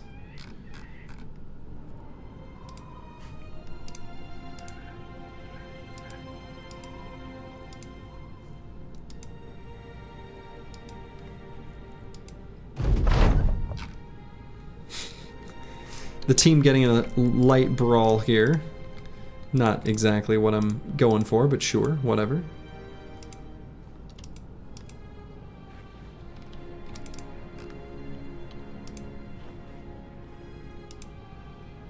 Yeah, Green Killer, good night to you, good sir. For my final origin, we like to complete the entire campaign in one sitting, however long that may take. Oh god, that sounds painful. Okay, I think we'll go ahead and do this one. Get ourselves a Sergeant Sash right now, because we already have a bro with Rally the Perks, or Rally the Troops. The Rally the Troops perk. We are also already Professional Renown, and so if that ambition pops up, we can grab that one next. Yeah, Rally the Perks. Bring the perks together.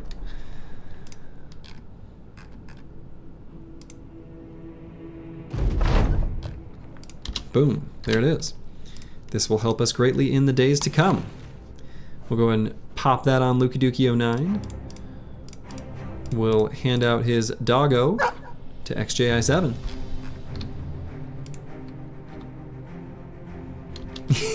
No way, the temp banner became the banner. For one, I'm shocked. Yeah. Look, you know. I didn't, to be fair, I didn't even put the word temp in his title. I just put banner question mark, and well.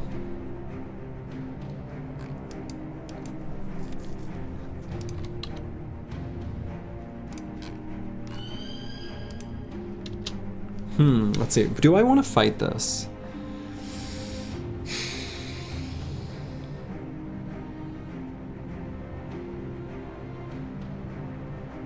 The unholds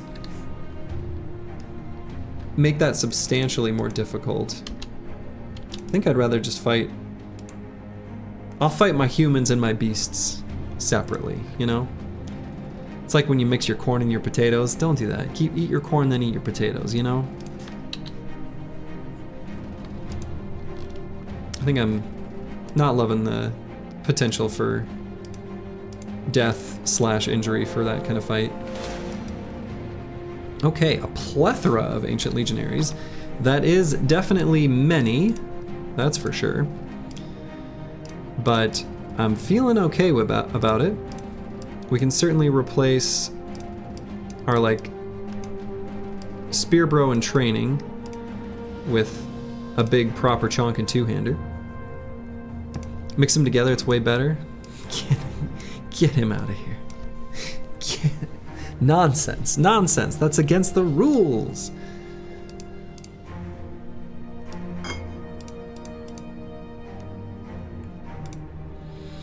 Okay, put a proper chonk and two-hander on Zenithot 3.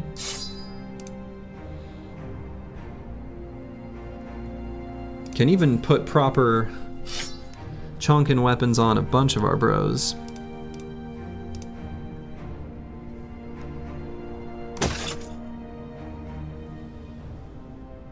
Probably need this one to be lighter.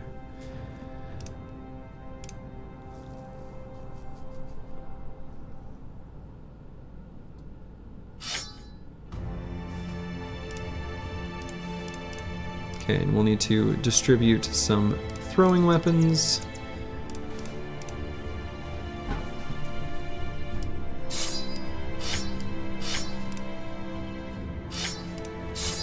I guess I'm just gonna leave El Luco as is, which is too bad, but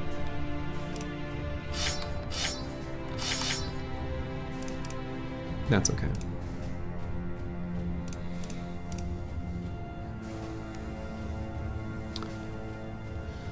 All right, and then we're gonna do this fight.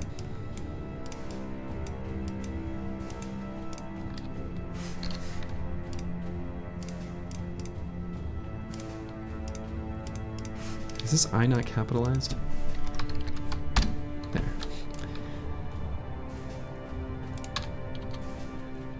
Fighting a big old pile of undead.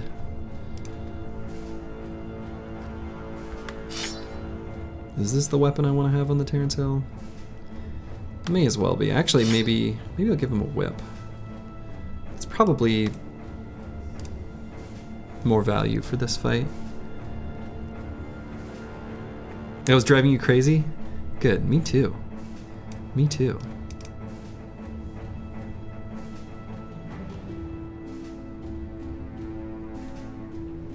Turns out.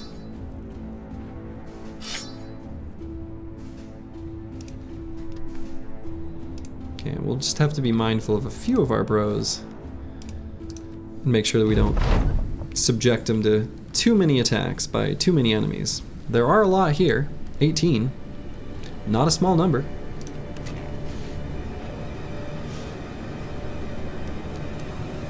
Little Red may as well go ka-ka! See what we're dealing with. Okay.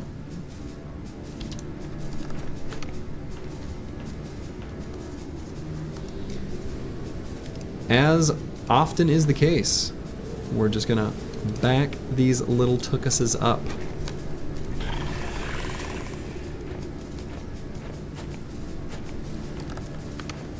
Any new fame since the last stream as you just joined in? Hello, Crackalack. No new fames yet right now.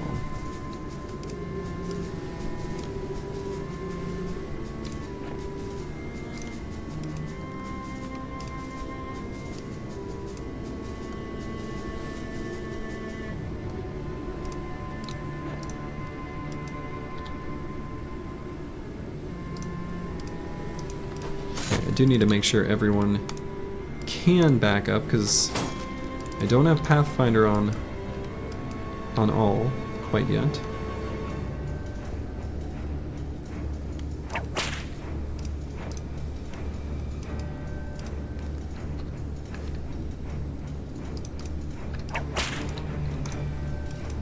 Is that Madman armor or Barbarian helmet? Just a Barbarian helmet.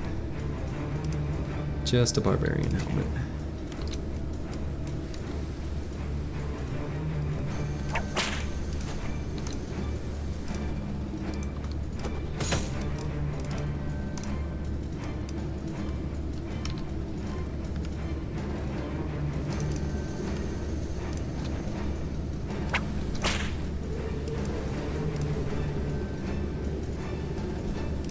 Aha, Zenithot 3 does not have Pathfinder.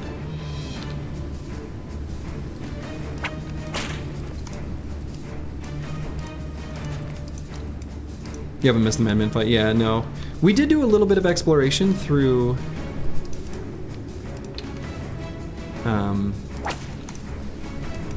the snowy part of the map. Not like in depth or anything. We didn't find the Barbarian Madman, but oh, didn't have enough fatigue to back up. I guess that's fine.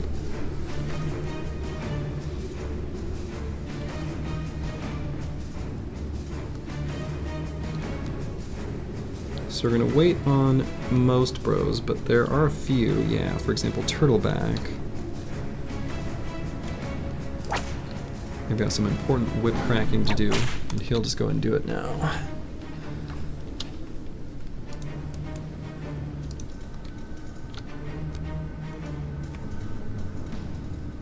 Still need to crack the whip for Corvus Korak. I guess I could move Luki Duki 09 up there now to do it. Should be able to reach from here. Yeah.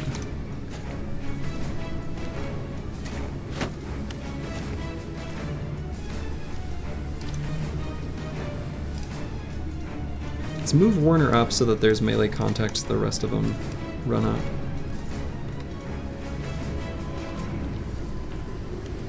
There we go.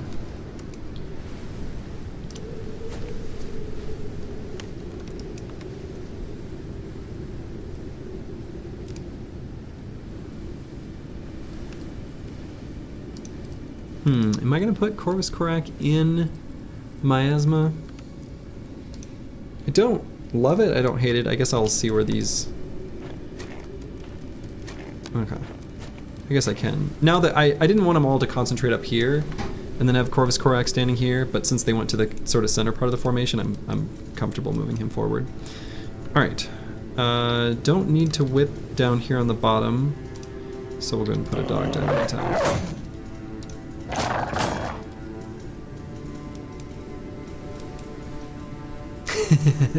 Still has quite a few days until Idjarok. Corvus Crackalack says, nah. No, we're probably a little ways from that still. It's very early actually. Oh, that was meant for the miasma. I see. I thought that was in response to quite a few days till Idjarok. You're like, nah, Slurgy's got this.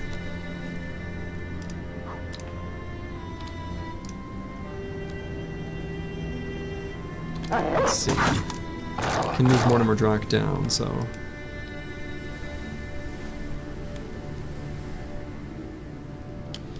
The Terrence Hill might disarm someone. I suppose if I'm going to do that, I have to do it now. So if I'm not going to do that, we'll put a dog down and just wait. Bide our time. Do I want to push anyone with El Luco? No? We'll just position him centrally.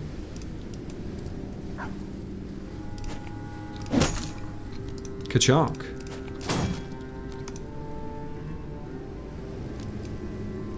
Day 30 Idrok sounds like an interesting fight. Well, yeah. Day 30 Madman even, like, we just don't have a good brother for it right now. So, and it'll take us a little bit of time to get to that point.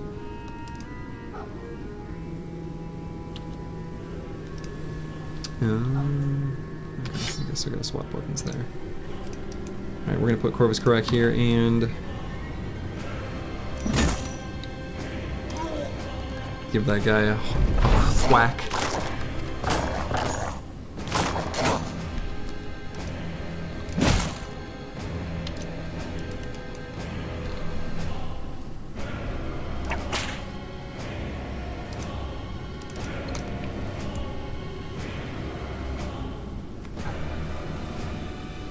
Let's see, anyone I want to push back?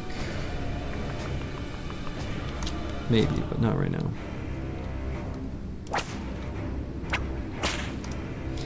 How does the indebted versus real bro morale trigger for that fight? Do you have to send in an indebted bro? It's a great question, and I don't know the answer.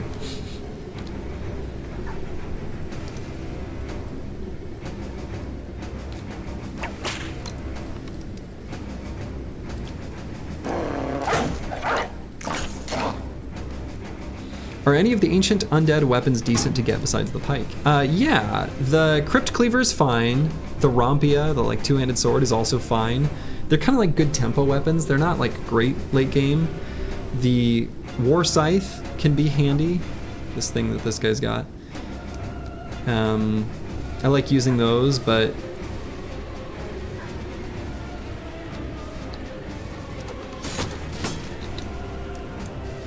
yeah, I don't know. I guess they're fine.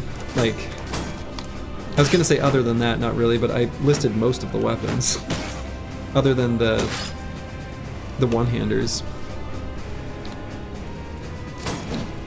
And even as far as one-handers are concerned, the Khopesh that is used by the Necrosavants is a pretty okay weapon.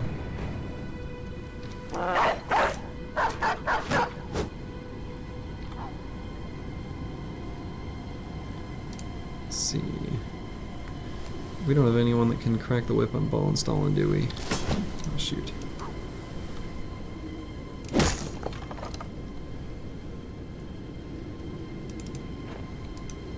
Hey, Giant Spruce! Love watching your past self in the VODs. Love it. I will add you to the list. However, this list may already be going into next run. I think we've basically already hit that point.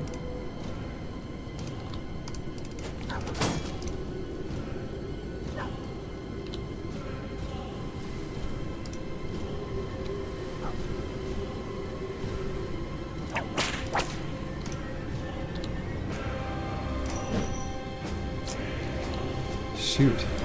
You have faith in a Goblin City disaster? Boy, I hope not. Oof. So Werner got real chonked there. So let's push this Ancient Legionary back if we can. And hopefully get him in a place where he'll be okay. The Horror on the very top was quite bad.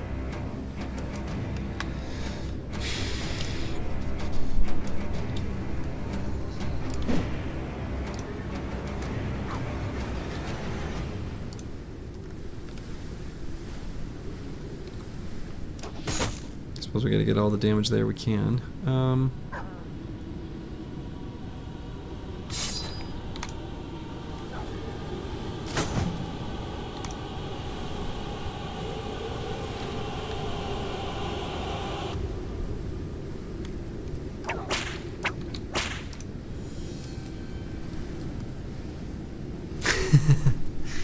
Slurgy could have an almost run-ending mistake. I mean, it certainly has happened.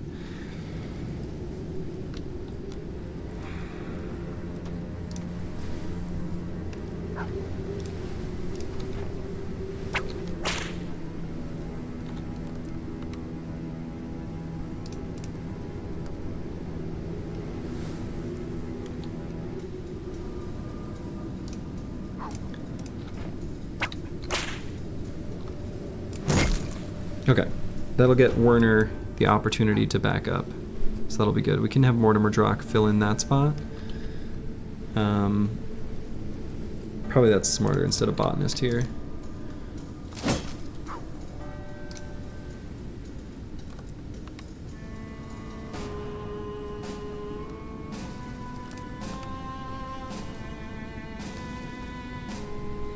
After the Winstreak, you should do a challenge run where the only melee weapons you can use is spears. Feel free to use whatever range you need to make it work.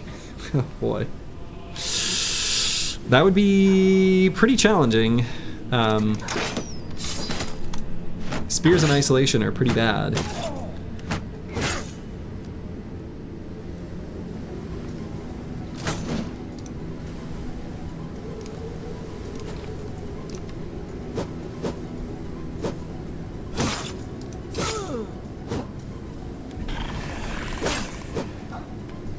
Oh my goodness, Xenothought 3.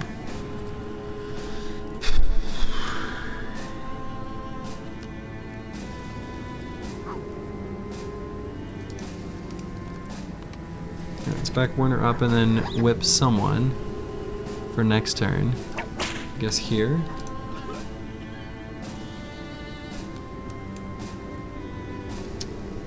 Yeah, does the Flaming Spear count? That's a good question. The old Fire Lance.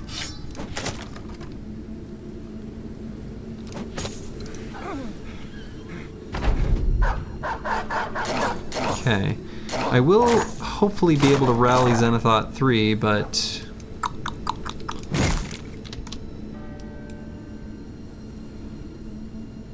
we can go for a stun using El Luco and Flapperjack, I suppose, here and here, and that will hopefully be enough to bail him out. Got that stun.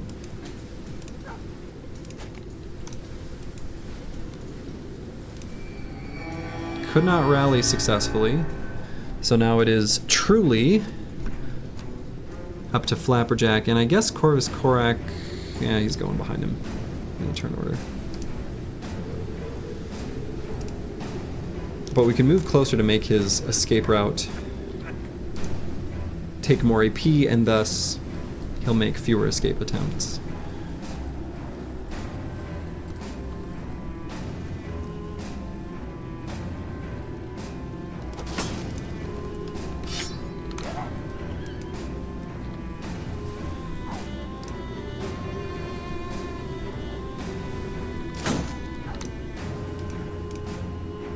Oh, Flapperjack doesn't have a stun, but we can daze.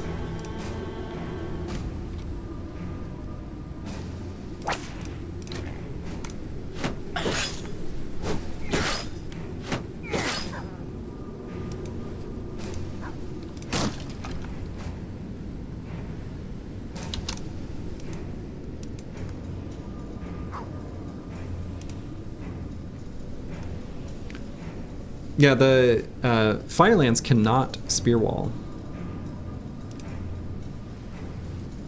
It'd be a pretty interesting weapon if it could, but it can't.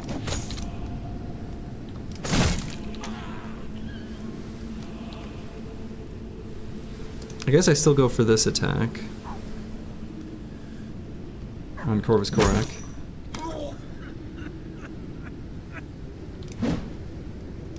Man.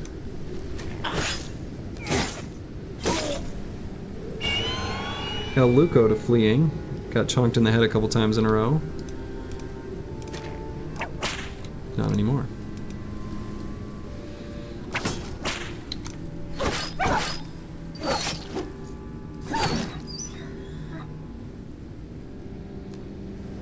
Alright, Zenithot 3 is going to have to back up here. He can crack the whip before he goes.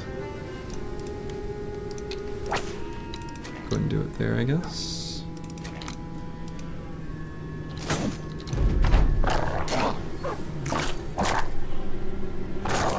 You could have the Holy Trinity of Spear Thrower and Gunbro in one. I can only get so excited, you know.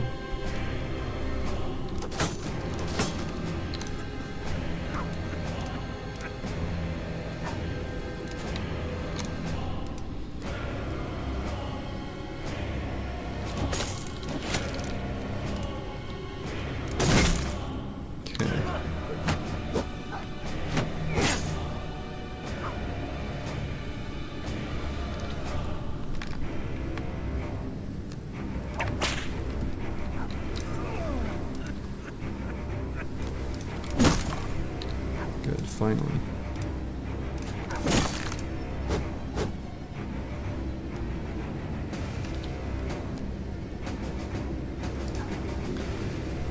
So I can't do 2 regular attacks, so I may as well go for the stun here. Okay.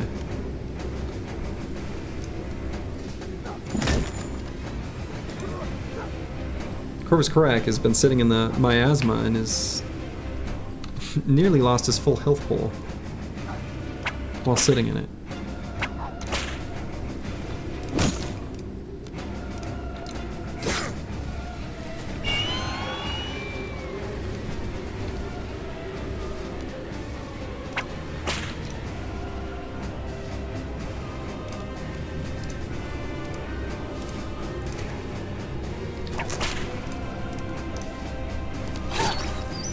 God, as some poor doggos have made their way to that back line of Ancient Honor Guard, and was not good for them.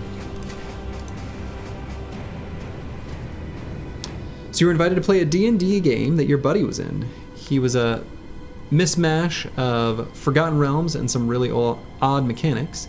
You're asking questions because some of the rules were off the wall. The DM also couldn't remember basic stuff or spells. DM and throws a fit after your question why Magic Missile doesn't auto-hit, and he kicks both of us out of the group. Oh my god.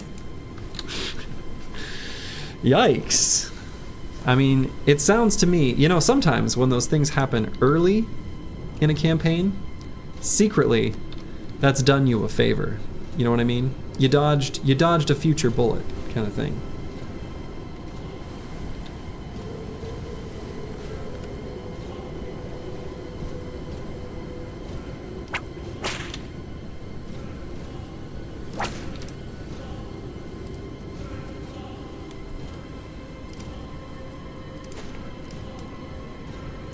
You're only level 5. Did you roll as level 5? Because I mean, level 5 takes a while to get there, actually. Depending on your rule set. Hand wavy here, but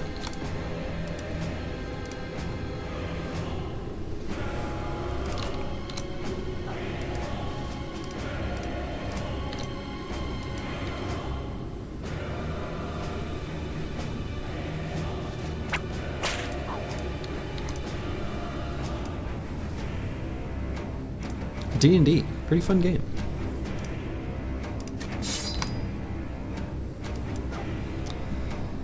Let's see. How do I get Flapperjack in there? I suppose Mortimer Drock can take that hex. Push Ball and Stalin up, so let's have Flapperjack to switch weapons.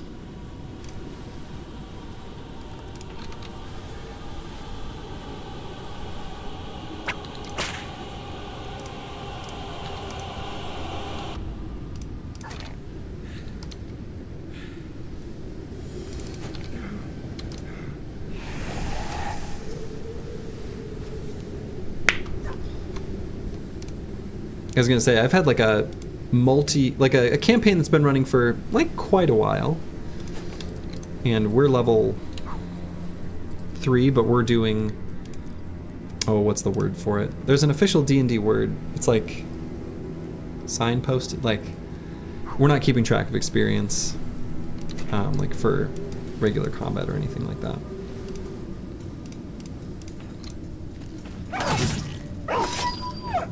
dogs. Oh, 9 lives procced on EELI dog. Good lord.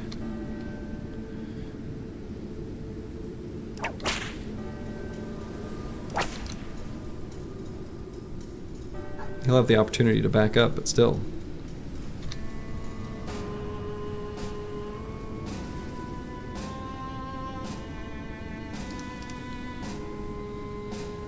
I could put botanist here. I think that's fine.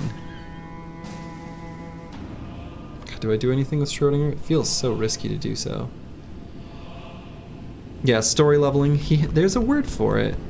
I mean, that's what it is in practice. But there's a word.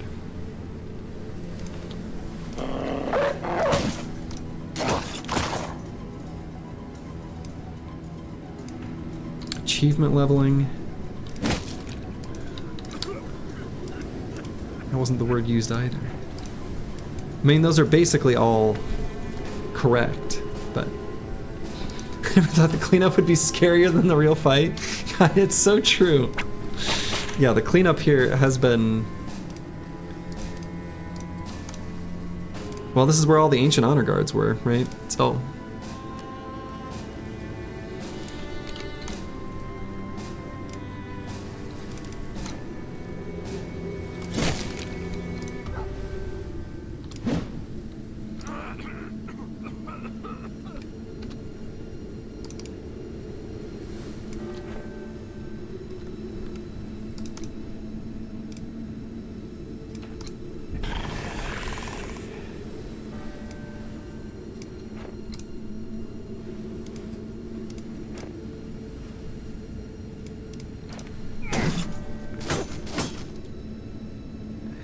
Whew.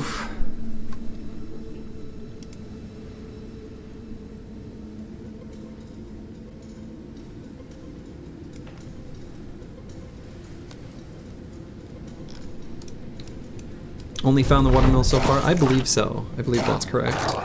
I double checked that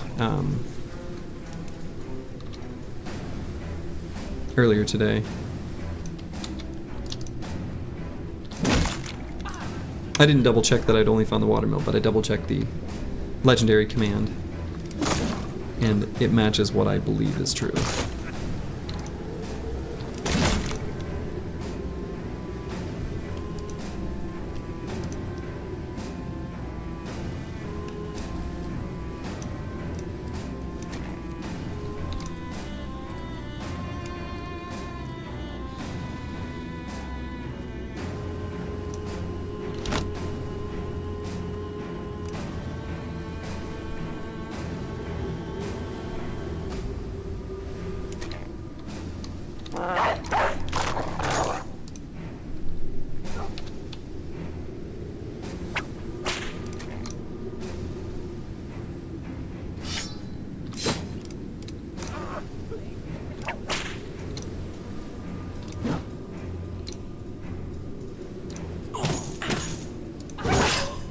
God. Ow.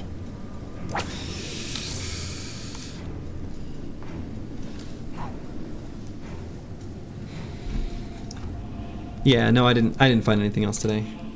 For science, can we use crack the whip on a 1 health bro at the end of the Manhunters just to see if the theory's right? Yes. For science, we gotta know. The knowledge must be... We gotta know. I have to imagine there's nothing stopping you from killing them, though. Milestone! Milestones! Thank you, Crackalack. Yes.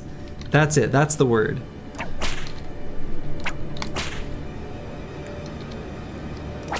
Though realistically, you could use any of the words that people had previously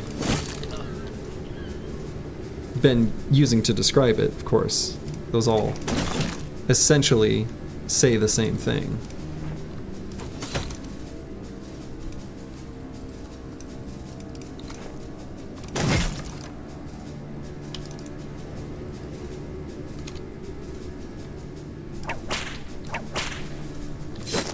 Okay, boy, oof, Jesus, what a fight. Another shiny. Walter the Spider's harness. It's another one of these gold-plated lamellar armors. We've already got one. Why not get a second, you know? Why not add one to the collection? And then otherwise, just a bunch of things that will sell for a bunch of money. Whew. Let's see. What's our tools situation? Abysmal. Medical supplies, also not great.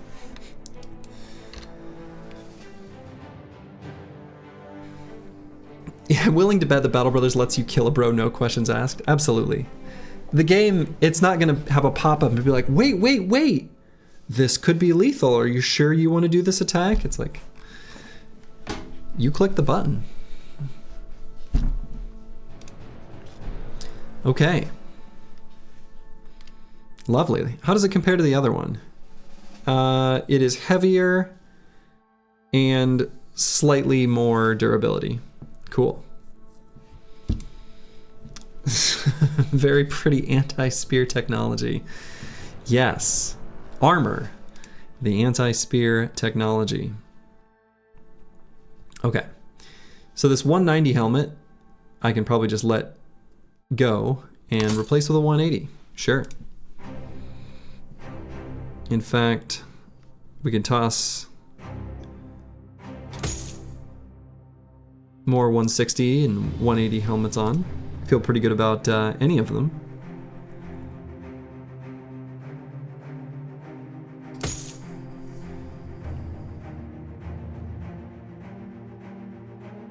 Battle Brothers gives you XP at the cost of faction rep if you friendly fire kill an ally, and you get EXP for friendly killing your own dudes as well. Being able to whip an indebted to death is right along those lines. Are you sure that it costs you faction rep if you kill a friendly, like an allied unit in friendly fire?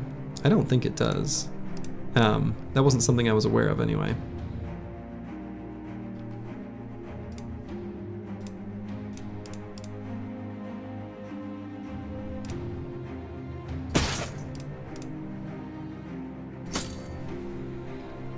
A very small amount, but you're pretty sure it was confirmed in code that it does.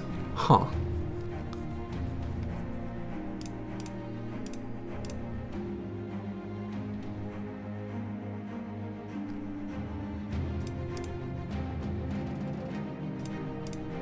Okay, well the team's looking rough, but hey, we managed. All right, Flapperjack. One of our indebted here. We took Mace Mastery. And we'll go ahead and grab Battleforged on this bro.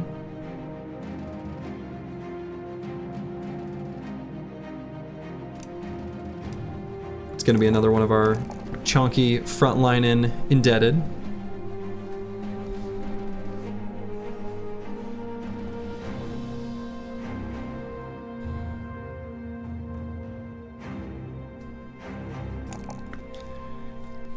I can also grab some melee defense. I don't know. Those other options were all pretty meh. Okay. Little Red. Hit level 5. We'll go ahead and grab a +4 in hit points. And here, I'm slightly inclined to grab Quick Hands. I think I've been sort of missing it on some of these bros. Like, I think I'll just go ahead and do that. Golden Geist. I'll grab the 4 in Resolve. Do I just let him sit at 50 hit points? I mean, I think it's okay that he does. And we'll grab Quick Hands. You have a bro. You do indeed. You do indeed. You've got a huge indebted thrower. Checking the wiki, it's 0.5 relations penalty for killing an ally. Lots of things in the wiki are wrong though, unfortunately, but no reason for me to, you know, distrust this one specifically, but let's see. Probably should keep pumping Resolve here on Turtleback. Crackle-ass ass, am I on the bench? Yeah, you got a crushed windpipe and exposed ribs. you got beat up pretty bad in a previous fight. That fight against the Chosen.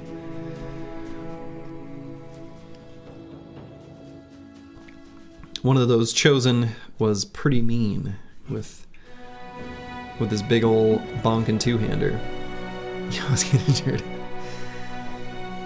Yes. It's true.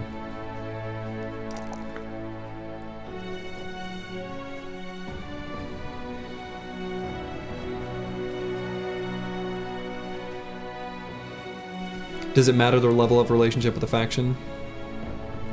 Yeah, probably not all that much. Most of the time.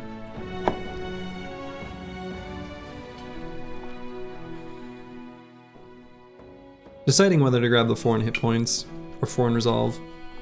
So we've got... So this is level 4. So we have 5, 6, 7... 8 more level ups. So actually, I don't know, I kind of feel like I gotta take all the points in resolve I can get, since I'm only at 41 right now. Secondaries are just a little low here on this bro.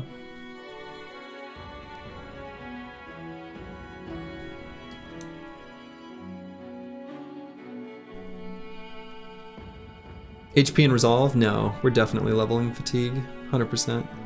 That one's not in contention. This is going to be a forged tank that needs fatigue as one of their most... If anything, I'd like skip melee defense. So, can always fix with Lionheart. Yeah. In the fights where we need it. I mean...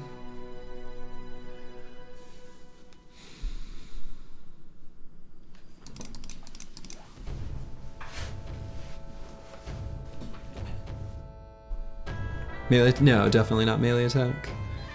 This bro, we're gonna sit at 47 till the very end. Nah, I honestly think resolve is the most important here. I'm okay with him being a little lower hit points.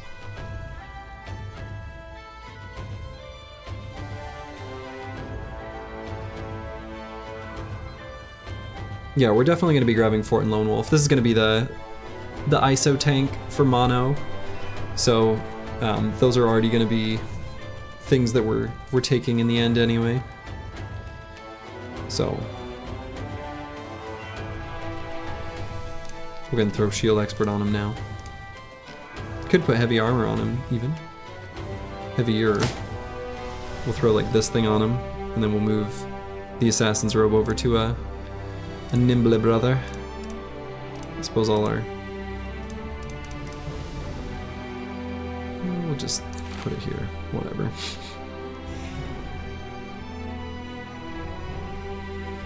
Okay. Colossus will save him. Yeah. Colossus isn't even, like, I'll still be taking it, but it's actually not even that good of a perk on that kind of bro. Like, I'll still be taking it, don't get me wrong, it's still a good perk, but it's not... Unintuitively, it's less of a big deal. Any bro that's spamming Indom with heavy armor, their hit points don't matter nearly as much. They still matter, but yeah, it's free health. Well, it's health at the cost of a perk tax, but yeah, point taken. Okay, so we're already professional, so we may as well click this button.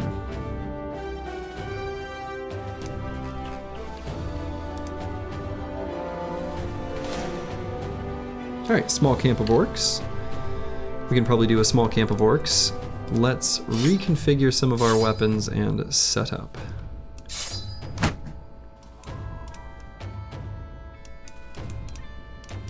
So, spear bros are pretty injured. We can put this guy back in. Let's see, is anyone too injured? Yeah, Corvus Correc. A Berserker could make him sad.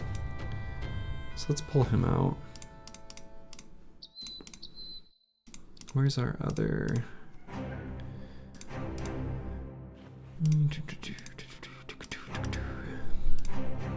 There we go.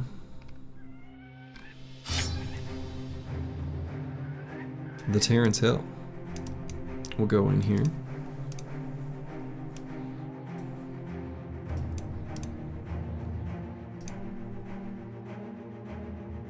You could wait and heal. I mean, we could.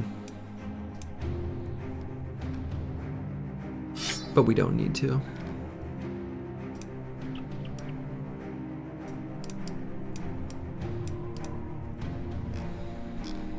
We'll be alright.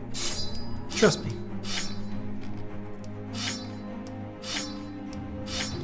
It's not too big of a group of enemies.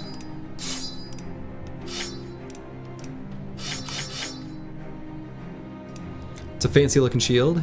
Yeah. Yeah, we've got two fancy shields. We got this fancy shield, and then we got this fancy shield. This is the fanciest looking shield. I like, as much as they are maybe not the best shields, the undead shields, the like famed ancient dead shields with their like ornate art on them are awesome. We need hot tub streams more likely. Yeah, Slurgy's gonna greet out fights because that's who Slurgy is. You can take the Slurgy out of the fight, but you can't take the fight out of the Slurgy? Or something. Something.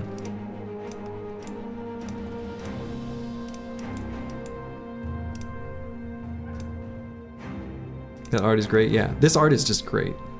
Like, holy man on a pony, or something. I don't know what's going on, but this art is awesome.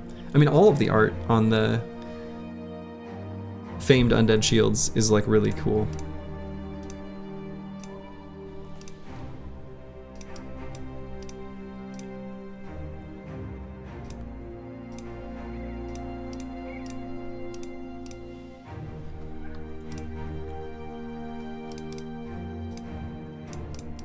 Okay.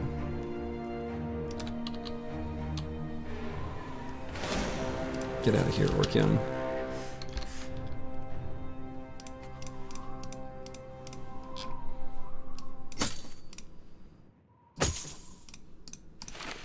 Swap a few more armors.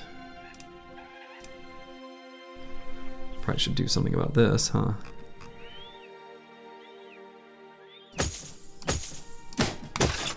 Even like this is fine. 44% nimble, still fine. Especially on a bro with that low hit points.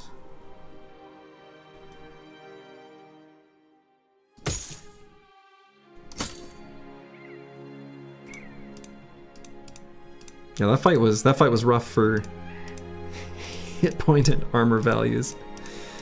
Ancient Dead, don't mess around.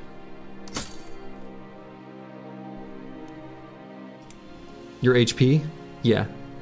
Well, you've got this deep chest cut, which is certainly a big downside, but we don't have a suitable indebted to field instead. I mean, I guess I could stand Corvus Korak in the back or something, but we'll let him heal some of his hit points. I don't want him taking a Zerg chain to the face. Twice. Since he's got 9, but he'll be okay to sit out one fight. Okay.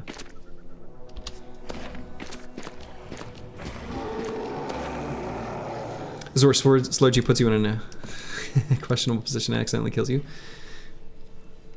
Could happen. Okay.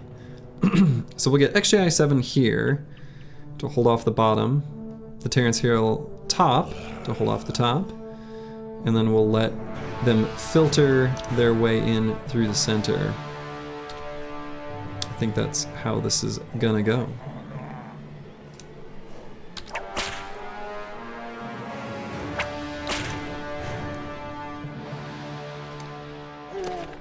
So I only have to actually spear wall right there.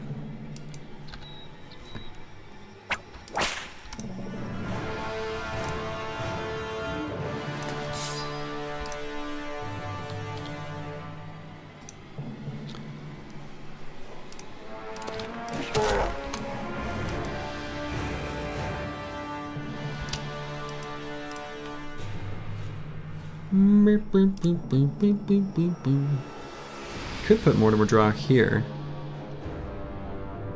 Kind of interesting.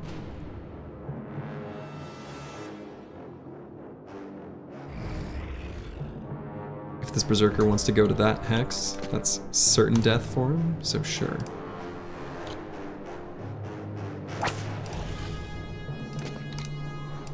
interesting terrain. Yeah, it is interesting terrain.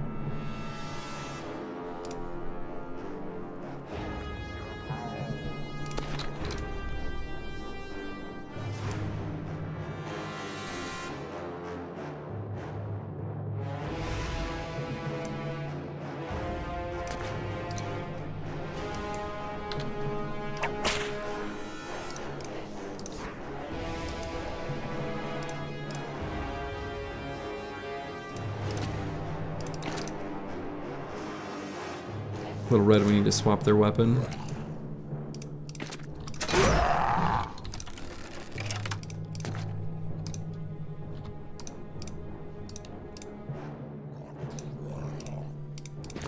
Screw it, we'll do that attack.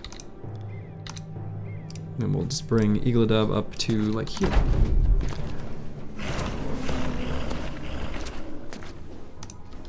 Okay, now all we gotta do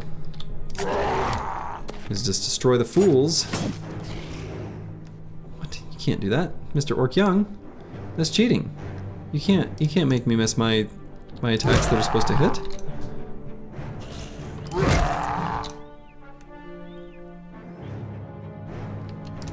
Might be able to wait on that.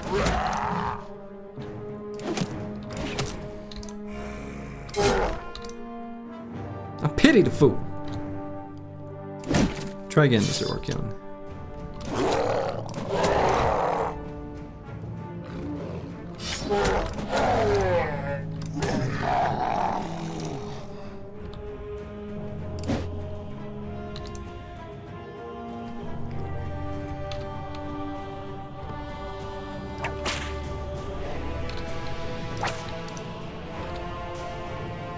Oh, XChat 7 does not have much fatigue yet, huh?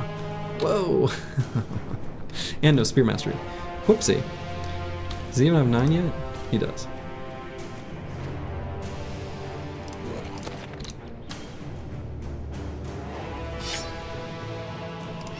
Caw-caw!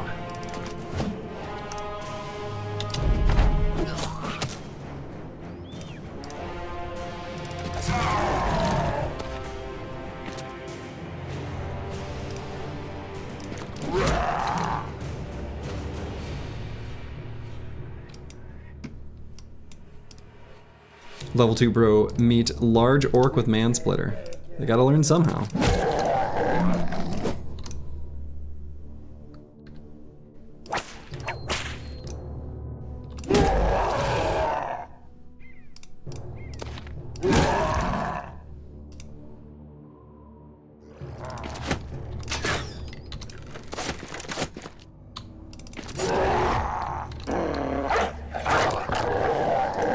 Berserkers are so greedy with their AoE setups. Yeah, they are. And their, like, insane desire to flank. They're obsessed.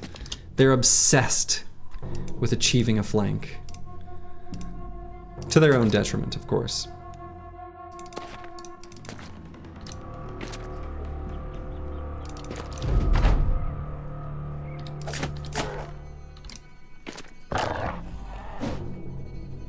Berserker meat not having armor. Also not having armor. Everyone knows you should go into battle with armor. Even the Briggies can do that, and they don't even wear helmets. You know?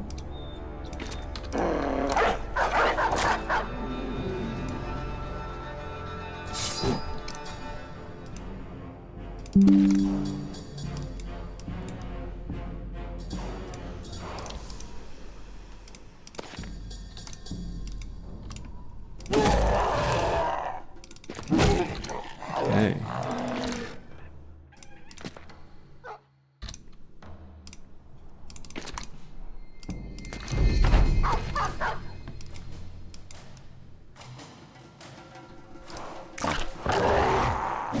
Yeah, helmets obscure their vision, that's right. And a seatbelt gets in my way, so I don't wear one. Famed item, unexpected. Okay, interesting. Some famed throwing axes. Now, the additional plus 15% chance to hit, that's a pretty high roll. Weapon skills building up less fatigue. unfortunately, our throwers here, because we are, you know, limited to level 7, one of the things that's unattainable for our throwers is Berserk, and we also, you know, can't really fit in bags either. So the utility of a weapon like this, like potentially for a bro that could have it as an option because they've got bags and they've got, you know, Berserk, is kind of lost. So it is like free fast adaptation plus. Yeah, that's true. The hit chance there we're definitely welcoming, right? So, you know, you wonder if Zerg is better than Fearsome? Oh yeah, I'm not gonna take Fearsome on anyone, actually. Like, honestly. The idea is most of the hits in a lot of cases are being done by the indebted, and the non-indebted, a lot of the time they are just gonna be cracking the whip, and then when the time comes to fight, I'm gonna have them be as capable as possible in that regard. So, possible value on a non-thrower, bro. Interesting.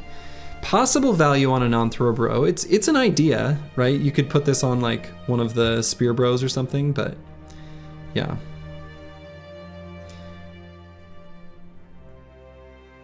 Yeah, I mean, I think the thing is like, part of it is like, Fearsome is technically something you could get on an indebted brother, right? By taking student, you can make it so that you can reach the bottom row, and you can get one perk there. But like the throwers, you only get one perk on the bottom row. It's gonna be duelist. Like this is just how it is. On like one of these bros, I could have given up, like gifted for Fearsome, but no, I don't know. So, did you get 2 bottom row perks? No, just 1. It's the only way to get to the bottom, is by taking student. Because you only get 6 perks total. So.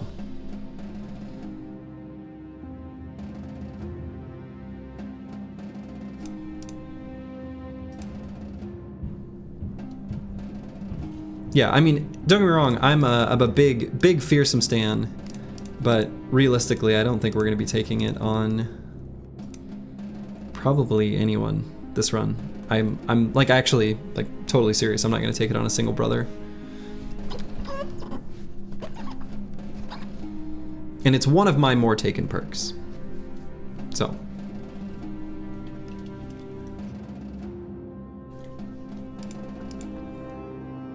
Anyway, we can throw this on a bro who still needs a little help with their accuracy, like Golden Guys.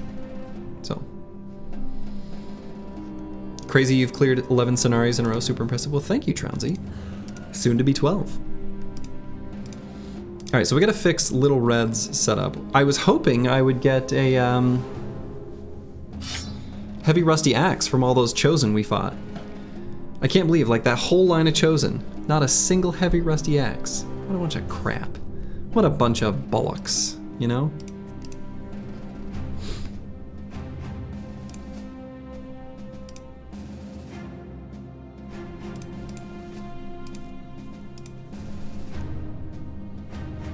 The team's euphoric, though. They're feeling good. All right, let's pull Iglidub out, I think, with these injuries. We'll bring Corvus Korak in. We're always replacing indebted with other indebted and non-indebted with non-indebted. At this rate, we'll be ready before day 100. That's the plan. I'm gonna try to do it early this run. That's the plan. I'm gonna say, not how early can I do it, because I'm not gonna push to the point where I don't think it's basically like 99.99% success rate, but I think we can get to that level of success chance actually quite early at this run compared to others for doing Black Monolith. So anyway, got 4 days of food. Should probably start heading back. I could chase these Orc Young, but yeah, we'll chase the Orc Young. Day 100 would still be cozy at this rate. Yeah, exactly. All right, none of them pulled out throwing weapons. Is it a bluff?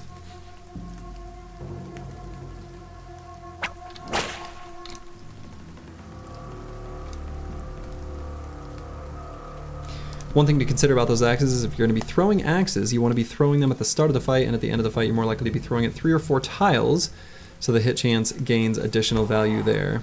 That's fair. That's true. Yeah, I mean, I think the hit chance is good. Like they're a decent little axe. Let's see. Do I think they're bluffing with their lack of throwing weapons?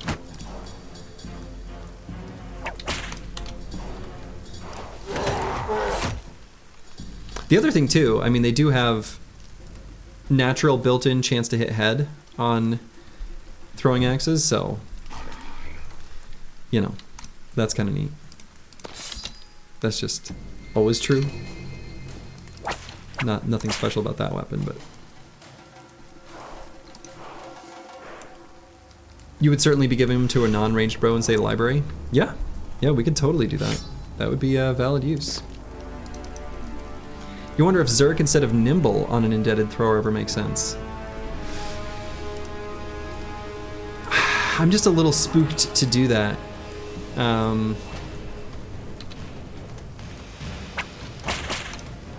I like the idea, but I think I lack the cojones.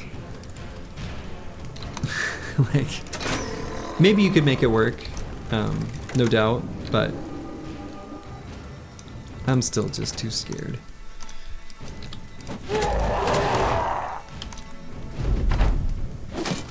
And Necro Savant just decides, yeah, I'm gonna delete you, and then does so.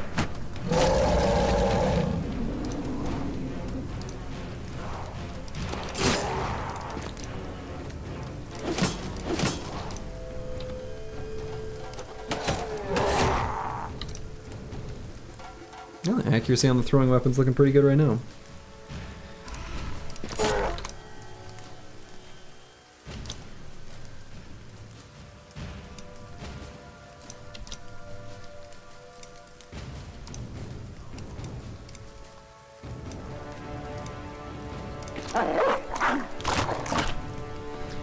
When we're done, is it possible to have all the squads duke it out for AI Battle Season 2? So, spoilers, because you asked.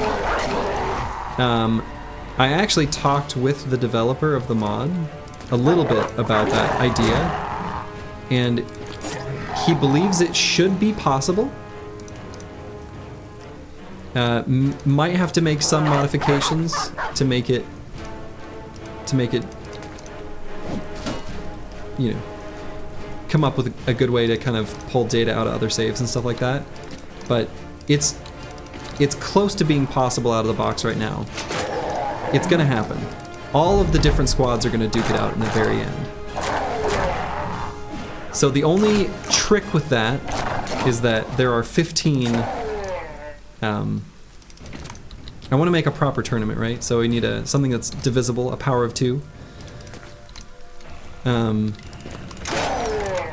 So there'll be a little bit of something to figure out there for what I'm going to do for team number 16, but anatomists get a bye. I mean, yeah, I could just do it like that, absolutely.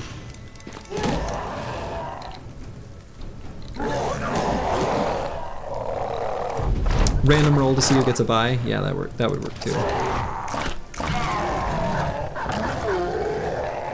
Team number 16 is Monolith. See if AI can beat it. Okay, actually,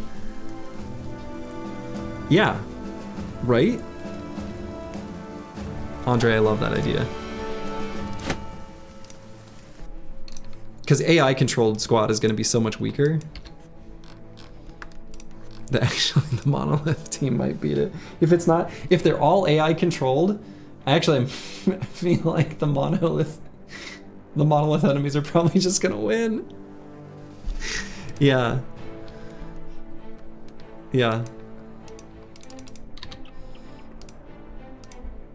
I don't know, I would probably run like a sample fight just to confirm that fact. If it were like a total blowout, secretly off stream or something. I love the idea though.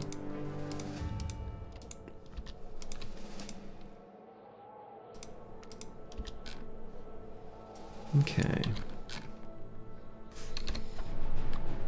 So most of our food here is strange meat.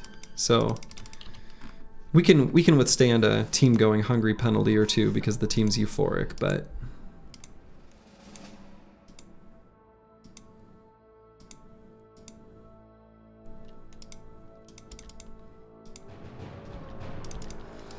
yeah, I think the team that was strongest when they faced Monolith was definitely Anatomists.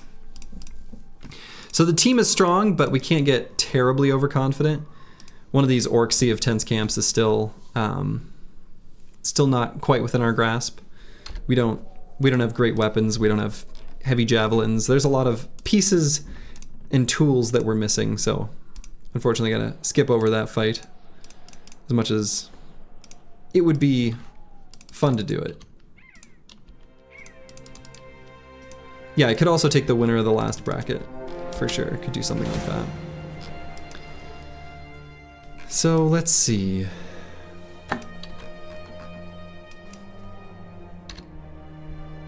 The cultist run did not end up very strong in the end. Not compared to Anatomist. Anatomist was like disgusting. The Anatomist potions, they're pretty gross, right? They're pretty gross.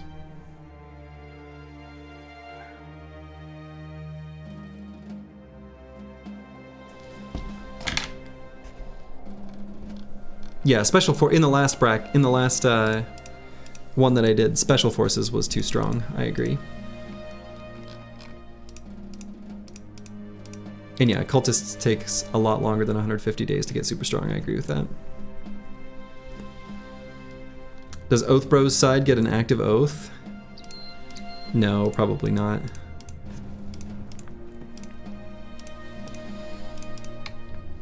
Okay, so looking at our food situation,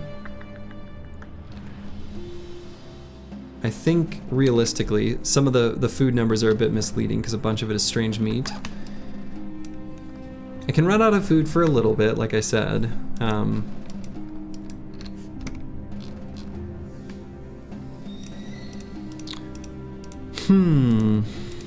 The team's still in good shape though. We can fight like some of these. Like it feels dumb not to fight these orc cave camps. It's like right here, right?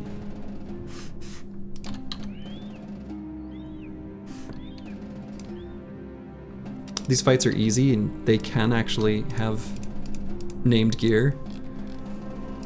How can I not, you know? How can I not?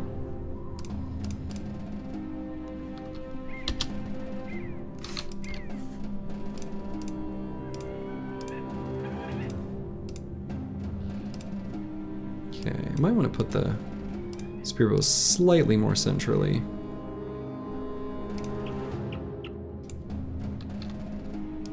Okay. Plus I want to be gaining levels ASAP. Okay, 5 enemies? 5. 5! They are so outnumbered.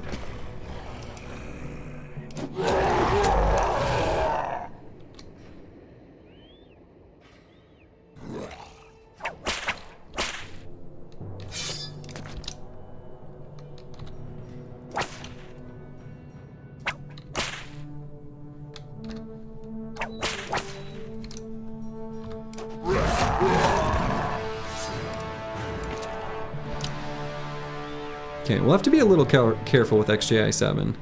Gotta remember who he is, and like, you know, his whole story. He's literally only got 9 lives.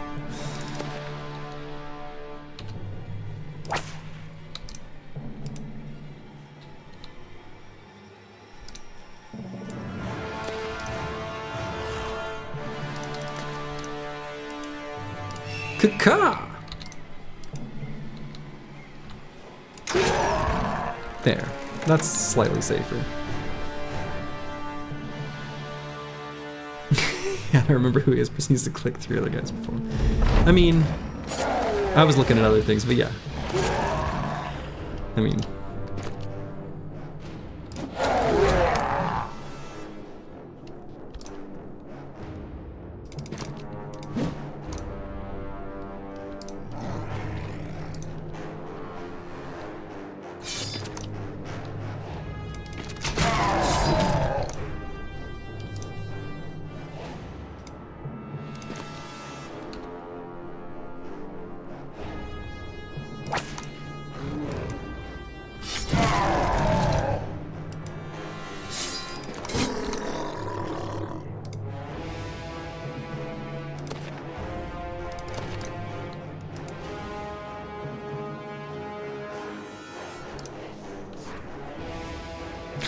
He's got so little fatigue. He's got 5 talent stars, so we're pumping it up, but it's so low. And I put some slightly bigger, heavier armor on him. Boy, honestly, I can't do this pretty bad. Just do that. The dog will hopefully just jump right on the young.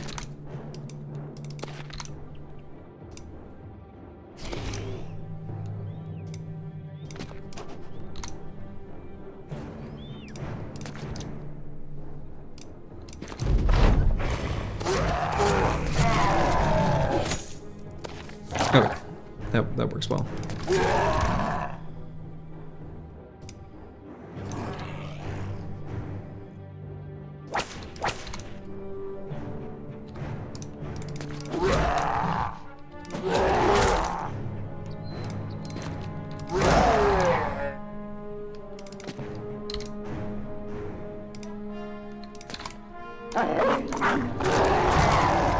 Good boy.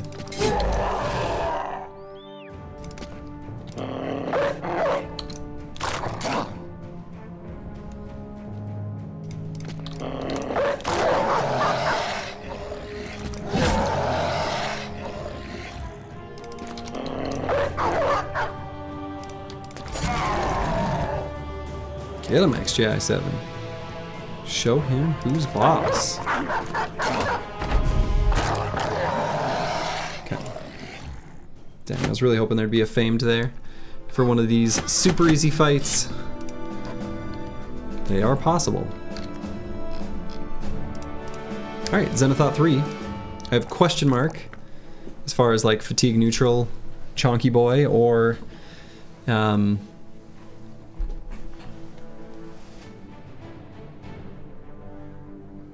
something else, I don't know. Dodge quick hands of some sort. I mean, I may as well, I don't know, if I'm gonna go for fast mono, may as well make a bunch of fatigue neutrals, buy some armors, and then just go at it. Another Zerg Chain is a nice pickup. It is indeed. It is indeed.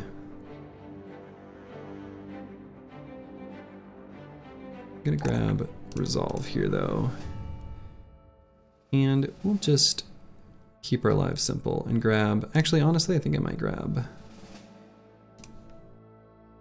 I think we like quick hands here. Yeah, we got 2 of these Zerg Chains now.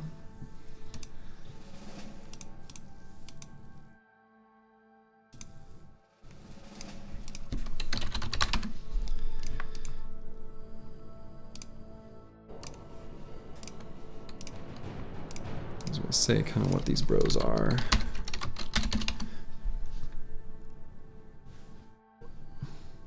Only up to Zenithot 3, not 4 or 5 yet. Yeah. XGI 7 is just 7. Incredible. Okay, here we'll grab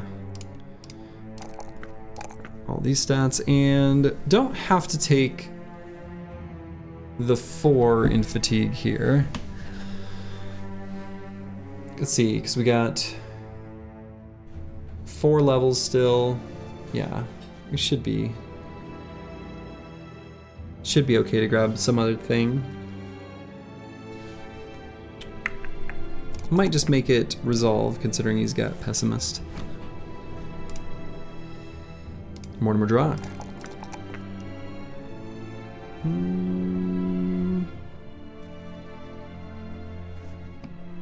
Grab Resolve on him.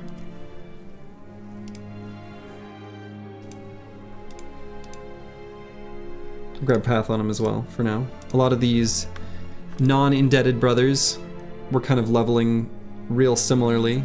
A lot of what they're doing is just whipping anyway. But a lot of them, you know, very, very, very likely could take Flail Mastery. I mean, Mortimer Drock's a great example. He doesn't have much melee skill. It's never going to get that high. But a Zerk Chain can still ka-chunk with the best of them. So...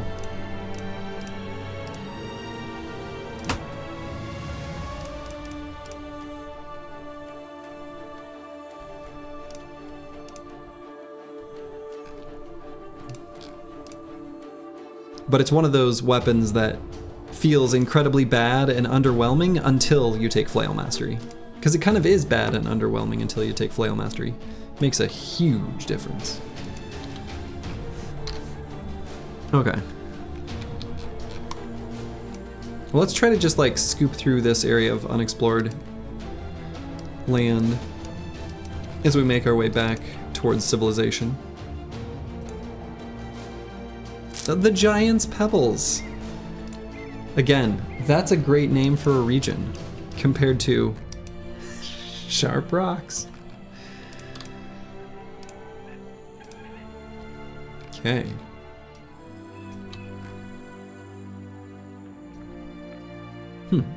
Nothing. Alright, let's head over yonder way. Haven't found much for legendary locations. Have managed to only find the one. Okay. Maybe the rocks over there are indeed sharp. I mean, it's in the name. Okay, so... yeah, 12 items crafted at the taxidermist. That's quite a few items unless you're making a bunch of the reinforced nets. I think just getting the orc trophy is going to be pretty nice. Could also do the goblin one, but I think orc fights are more profitable. I'm going to be seeking those out more in general. And we're kind of in orc land, and I think we'll probably stick around in orc land for a little while. So we'll go ahead and pick that one. You better stop picking on my boy Sharp Rocks. From Roxon, it's me himself. The man with rocks in his name does indeed know what's up here. Okay, still a crushed windpipe there. Yeah, okay.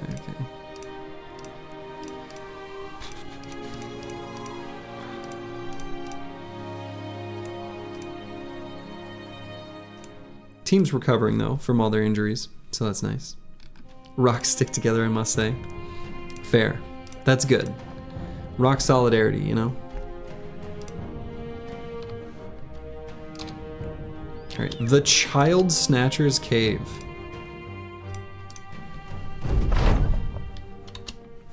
Another group of 5. 5! What a pitiful number.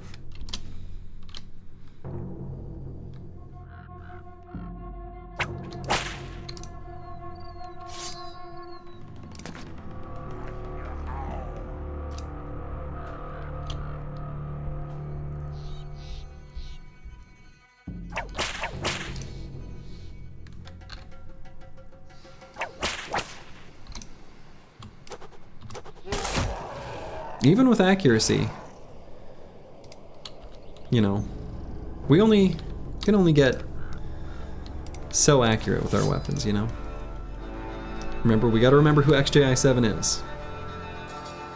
He's not some sort of elite god. He's just a dude. For now.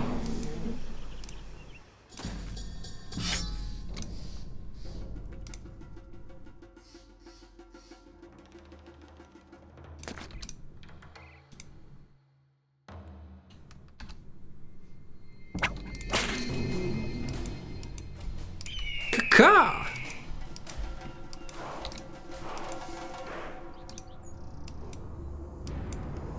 When you start a new game, should you hire more than 3 at the beginning? Yes.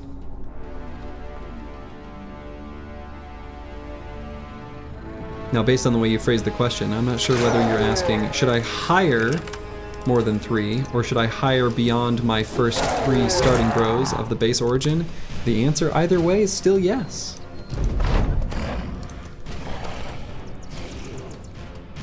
Numbers are power in this game.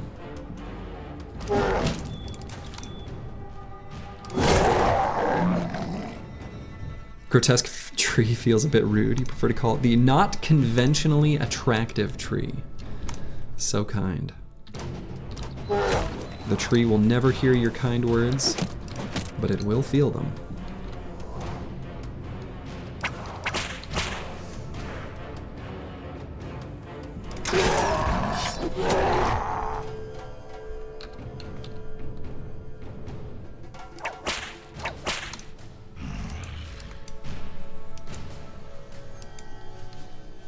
Yeah, the number of bros that you can field on the battle is an incredible contribution to your team's power.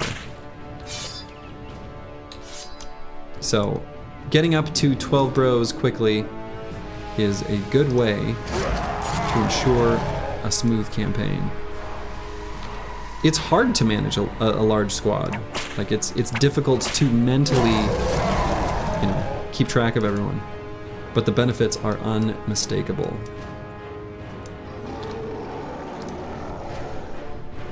Yeah, absolutely. Andre Kroon is right.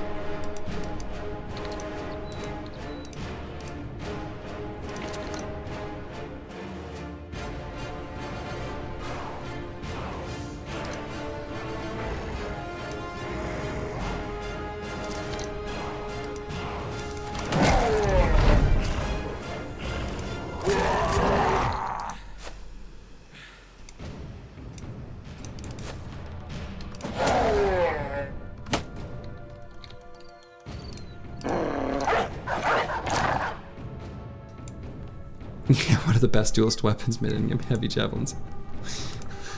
Facts.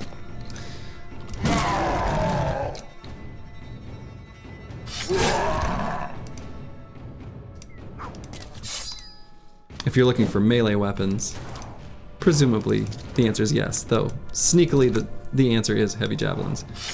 Then, I don't know, they're all fine, like they all have their own niche. I don't think there's a clear best or worst or anything like that.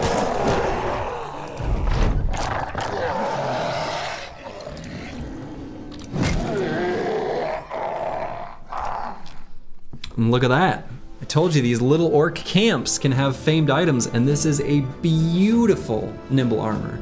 The cherished ogre skin. In a appropriately named location, or like not location, or appropriate location to have the name Cherished Ogre Skin, because you know, orcs.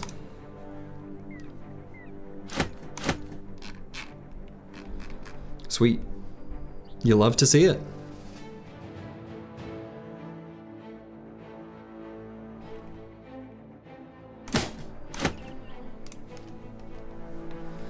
And yeah, -8, right? I mean, it's very light.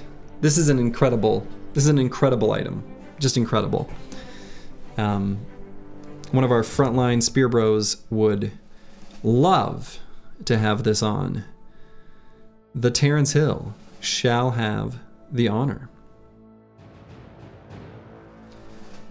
And we'll in fact pair it with padded kettle hat, maybe?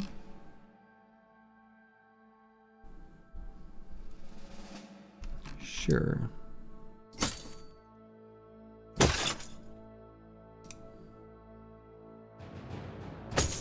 Get something a little lighter on XJI7. He's got 9. Let's remove this, actually. It's a big part of what's slowing him down. Are orcs ogres? That's the real question.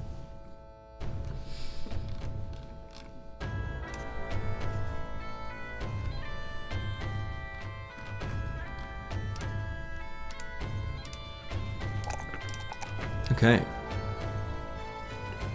Botanist. Lovely rolls here. Could certainly go the route of dodge on this one if I wanted. Make this a dodge forge bro. If I did, would I take a +5? I don't know, maybe. Especially if the way I'm using him is cracking the whip for most of the fights. Not as concerned about AP weapons for a lot of situations. Is it right? I don't know. No, probably not. Did I do it? Yes. And we'll go and grab dodge now. It'll protect against arrows and stuff as well. And like javelins, throwing weapons, whatever. Okay. So we're gonna make our way back to civilization. We need food. I could risk trying to keep up on food out in the wilds, but can be a bit dicey sometimes. What is this? Some Reavers, some chosen. Well, well, well. We do want to fight Reavers. Again, we're still looking for heavy throwing weapons, and we have been okay.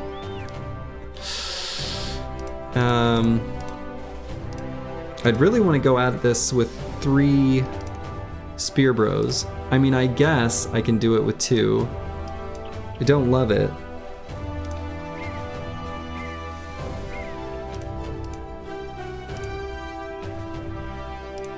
But it could be fine.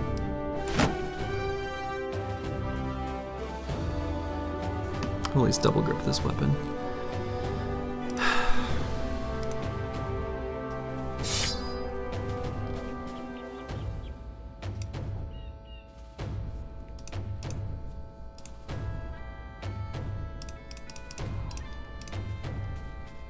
Yeah, I don't love this fight. I just want...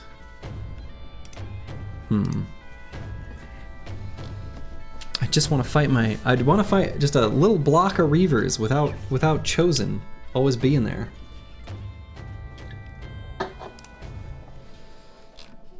Let's see. Put a different helmet on the Terrence Hill for now. Yeah, XJ7 can't hold off jack shit. Still too low level.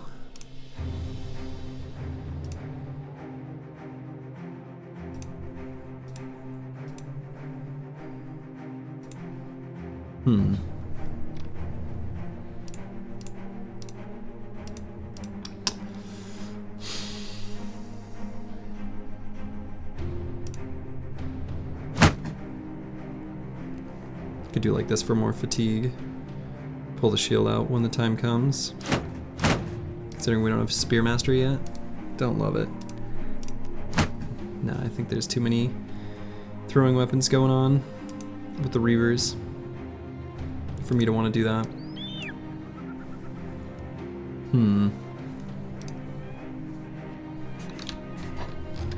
No, I think I dodged that fight just for now. I think the bros that we really need on the battlefield being injured.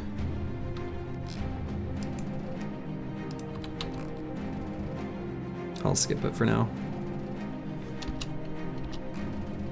Let's see. Can see if these are groups of Reavers from their patrols. Let's just see what's there. There's thralls and warhounds. I mean, I guess I can still just beat up on them. Do I even want to chase him that way? Yes.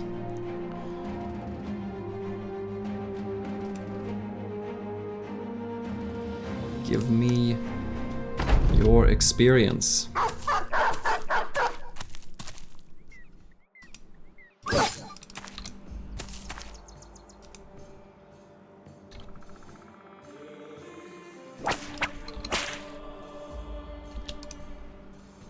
Terrain's a little awkward. As expected, it is the forest. Forest terrain is like always awkward.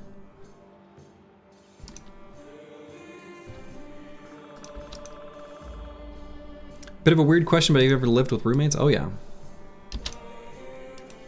I've lived like, I guess, would it be true that I've lived most of my life with roommates? I don't know. I guess yes. I've only ever lived alone when I lived in Korea. Is that the only time I've ever lived alone?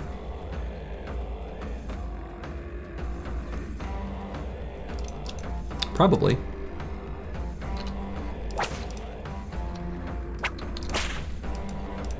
Oh no, I guess I was a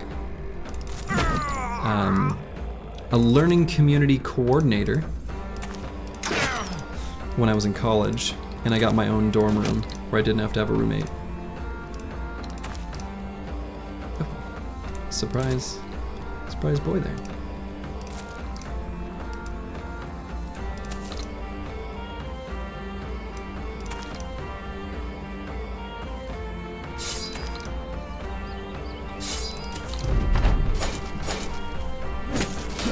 But yeah, I've had roommates, I guess, most of my life then.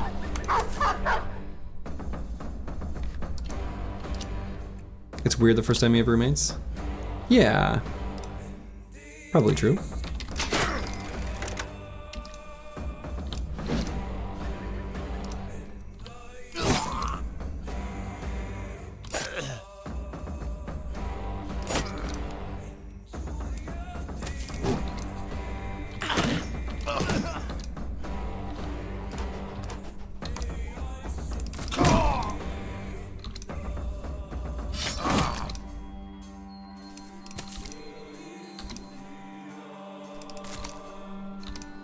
We'd also really like some jagged pikes for a few of the bros. Would be handy to have.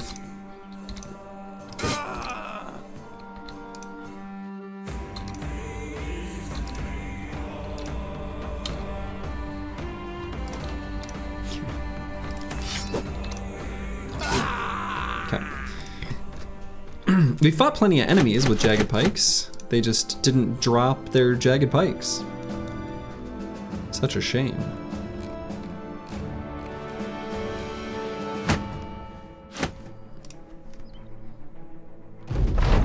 Hey, bag 124420, have yourself a wonderful night. Whoa. Was I only fielding 15 bros that fight?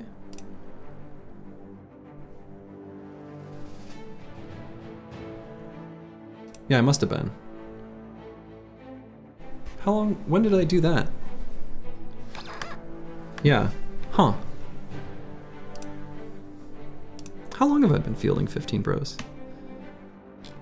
Let's see, hold on. All right, how many are indebted? 1, 2, 3, 4, 5, 6, 7, 8, 9. You think before the last ambition? Oh my goodness, I can put a whole non-indebted bro just out there. Well. Huh. Huh. Well, I'll be hornswoggled. How many non-indebted now then? Should be 7. 1, 2,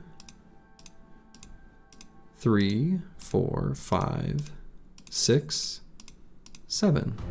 Huh. Like I said, I have trouble managing 16 bros. I guess that's proof enough right there. I can't even, huh. Wasn't some level 2 getting axed by a Zerker a couple fights ago? Yeah, but I thought I thought I'd done 1-to-1 replacements. I obviously did not. My head gets smart, but my brain gets dumb. You know, so much to do, so much to see. Okay, Cracklack here can return to the fight. So I think one of these frontline indebted. Let's see, because I've got 3 throwers, 2 spears, so I've got 3 of the kind of frontline style. So we'll pull out one of those.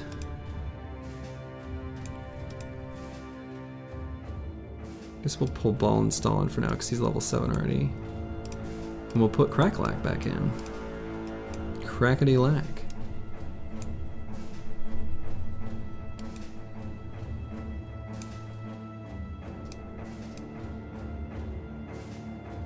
Okay.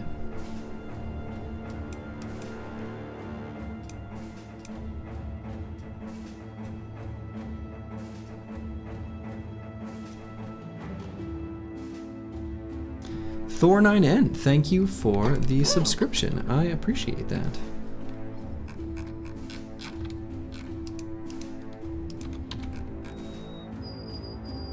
Much love to you.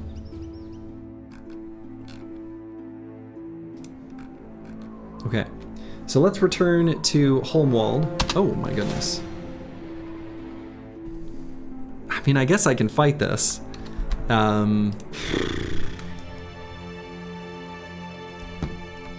Okay. Golden Geis. You love seeing that +3. Do I take the the +5s? Do I take the +3 in melee skill in the levels where they present themselves on this bro? I think maybe I do. He's got huge. It'll be kind of nice to hit stuff. Good. Well, I'm glad you're enjoying.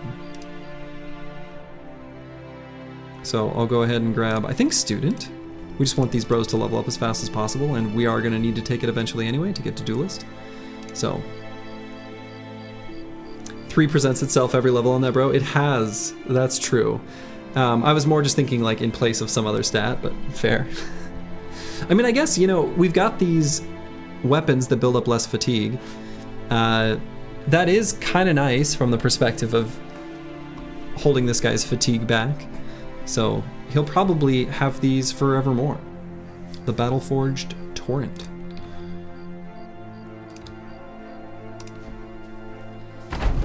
But yeah, I mean, the bro does have 3 stars in melee skill 5 head, so I guess it will always be there. It will always be an option.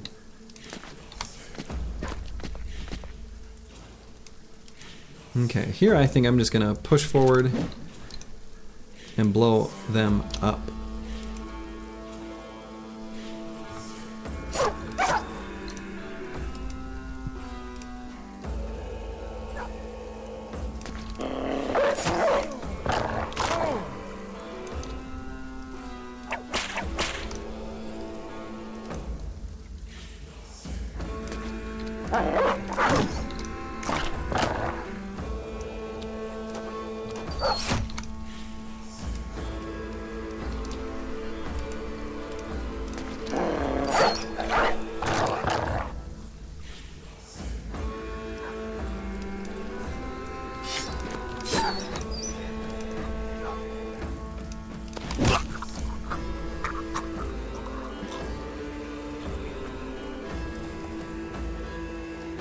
Okay, we've got at least some heavy throwing axes here from this Reaver. That's something at least.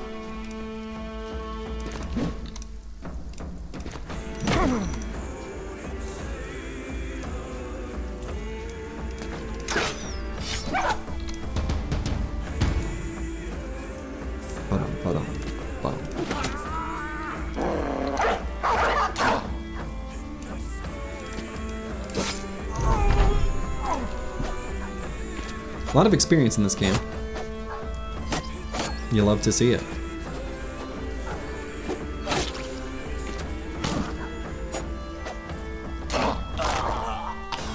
Cool.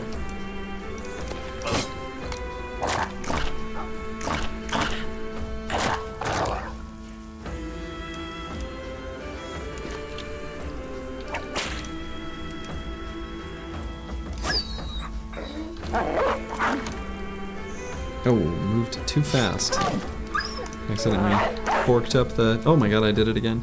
If you kill an enemy and place a dog right away, it's much easier to do with mods that speed up combat speed slightly, but it's possible even without. You can skip the dog's turn. And that's what I just did twice in a row. Too much APM. Too fast. Some people call me Flash or Slayer's Boxer. You know, I met Slayer's Boxer once. In Johan. There was like a StarCraft 2 VIP Players Lounge that I was able to go to because of how well I'd participated in some of the Clan X17 tournaments or whatever. Anyway, I met him and you were supposed to act like normal human beings and not like fanboys, and I did not do a good job of that. There's even a small story about it written by someone on Team Liquid. That's I mean, the internet, everything's there forever. You can find it.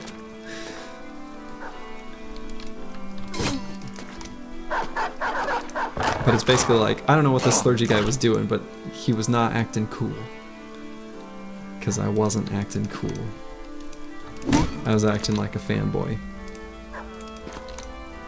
Okay, I want those heavy throwing axes. I didn't expect that guy to run away so fast, so we're gonna try to chase down with dogs and other things.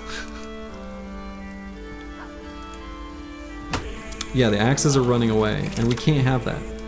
We can't have that.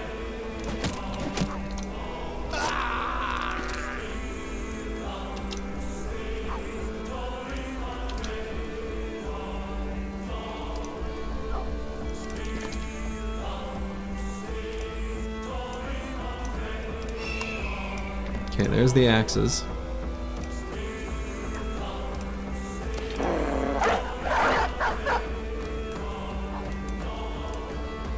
Biggest disappointment of Warriors of the North is that the axes aren't an item. Or the drums aren't an item.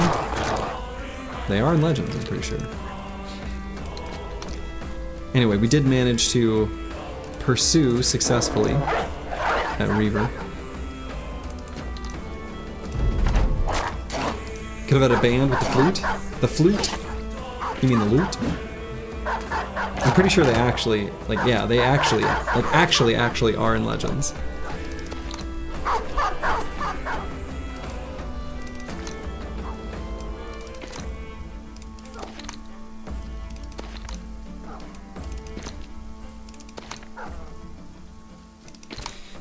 Got quite the hot pursuit going on.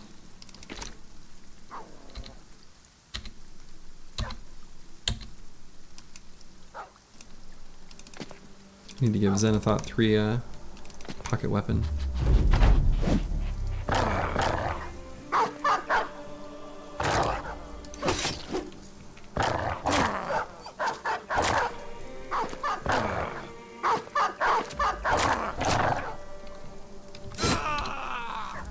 Okay.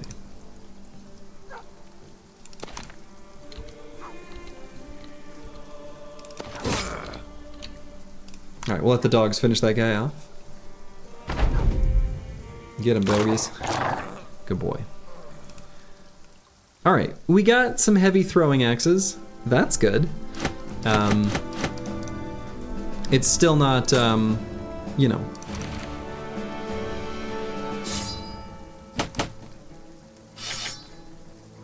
Not the heavy jabs, which is what we really want. We'll take it. Beggars can't be choosers, after all. So it's not like we're unhappy with this, we just could be happier, you know?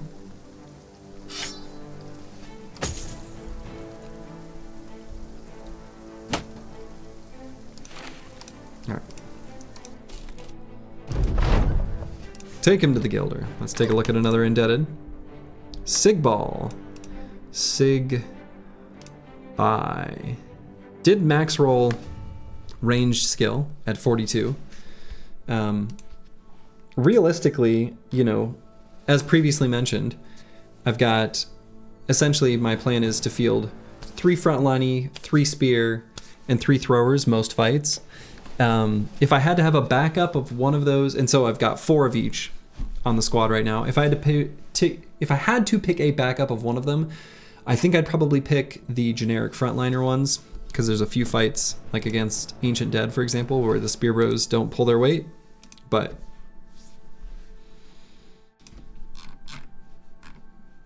yeah. Okay, so the banner. I think I am going to grab Nimble on the banner, so we're going to do that. Even though I'm going to be taking Forged on a bunch of bros, the banner is not going to be one of them.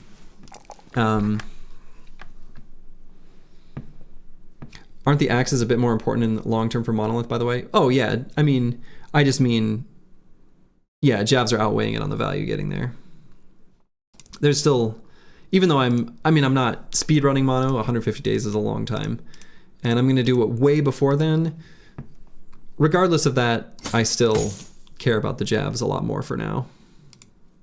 There will be plenty of opportunities to get axes later.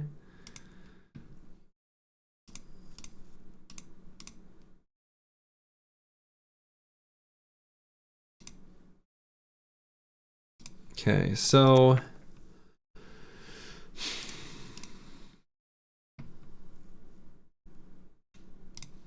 let's see. What are the final perks that I'm going to choose on Luki Duki 09?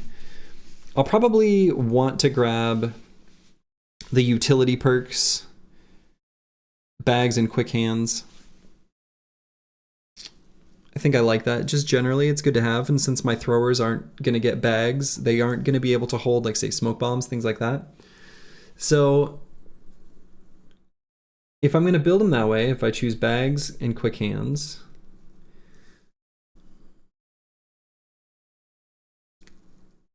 Pathfinder, gifted, still lets us fit in anticipation. So for fights against gobos, we can still put them in front. Okay. So I think given that, I'm going to pump range defense a bit, and we'll roll that way. Fearsome and two-handed axe bag? Nah. Not even going to bother. Almost never do my banners end up in that kind of situation anyway. I mean, occasionally they'll be face-to-face with like a Necro Savant or something like that, but it's... I think with the way I build the company with Spear Bros and stuff... Oh, frontline banners are goated. I just don't make them offensive. I make them defensive. Plus, like, the attack from the battle standard is fine. Like, it's not as bad as I think people make it out to be.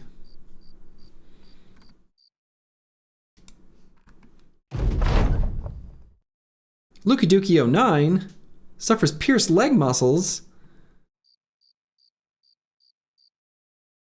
Schrodinger threw something at him. Disaster.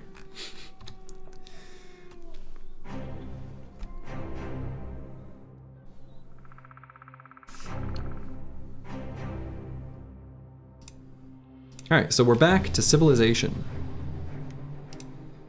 Let's see what sort of contracts we got here now. These Alps, Unholds, and Hexen hunt down ones. They're so bad value. Okay, well, I think this is actually a good place for me to call it for the evening. This is a good stopping spot, just returning from this sort of trek to the wilds. Nobody else is playing Battle Brothers, can you believe it? So, I'll send you over to State again. He's a good dude. He's a good fella. So, all right. Well, I think that is a good place for me to call it. I may be streaming tomorrow. TBD, I'll let people know in the Discord. There's a fun, like, social event going on downtown that I'm gonna go to either tomorrow night or Saturday. I haven't decided yet, but me and my wife are gonna go check that out. So, I don't know yet, but I'll let people know. In any case, the adventures of the Manhunters will continue at least sometime this weekend. So, to all of you, wherever you are in the world, make it a good one. Ta-ta.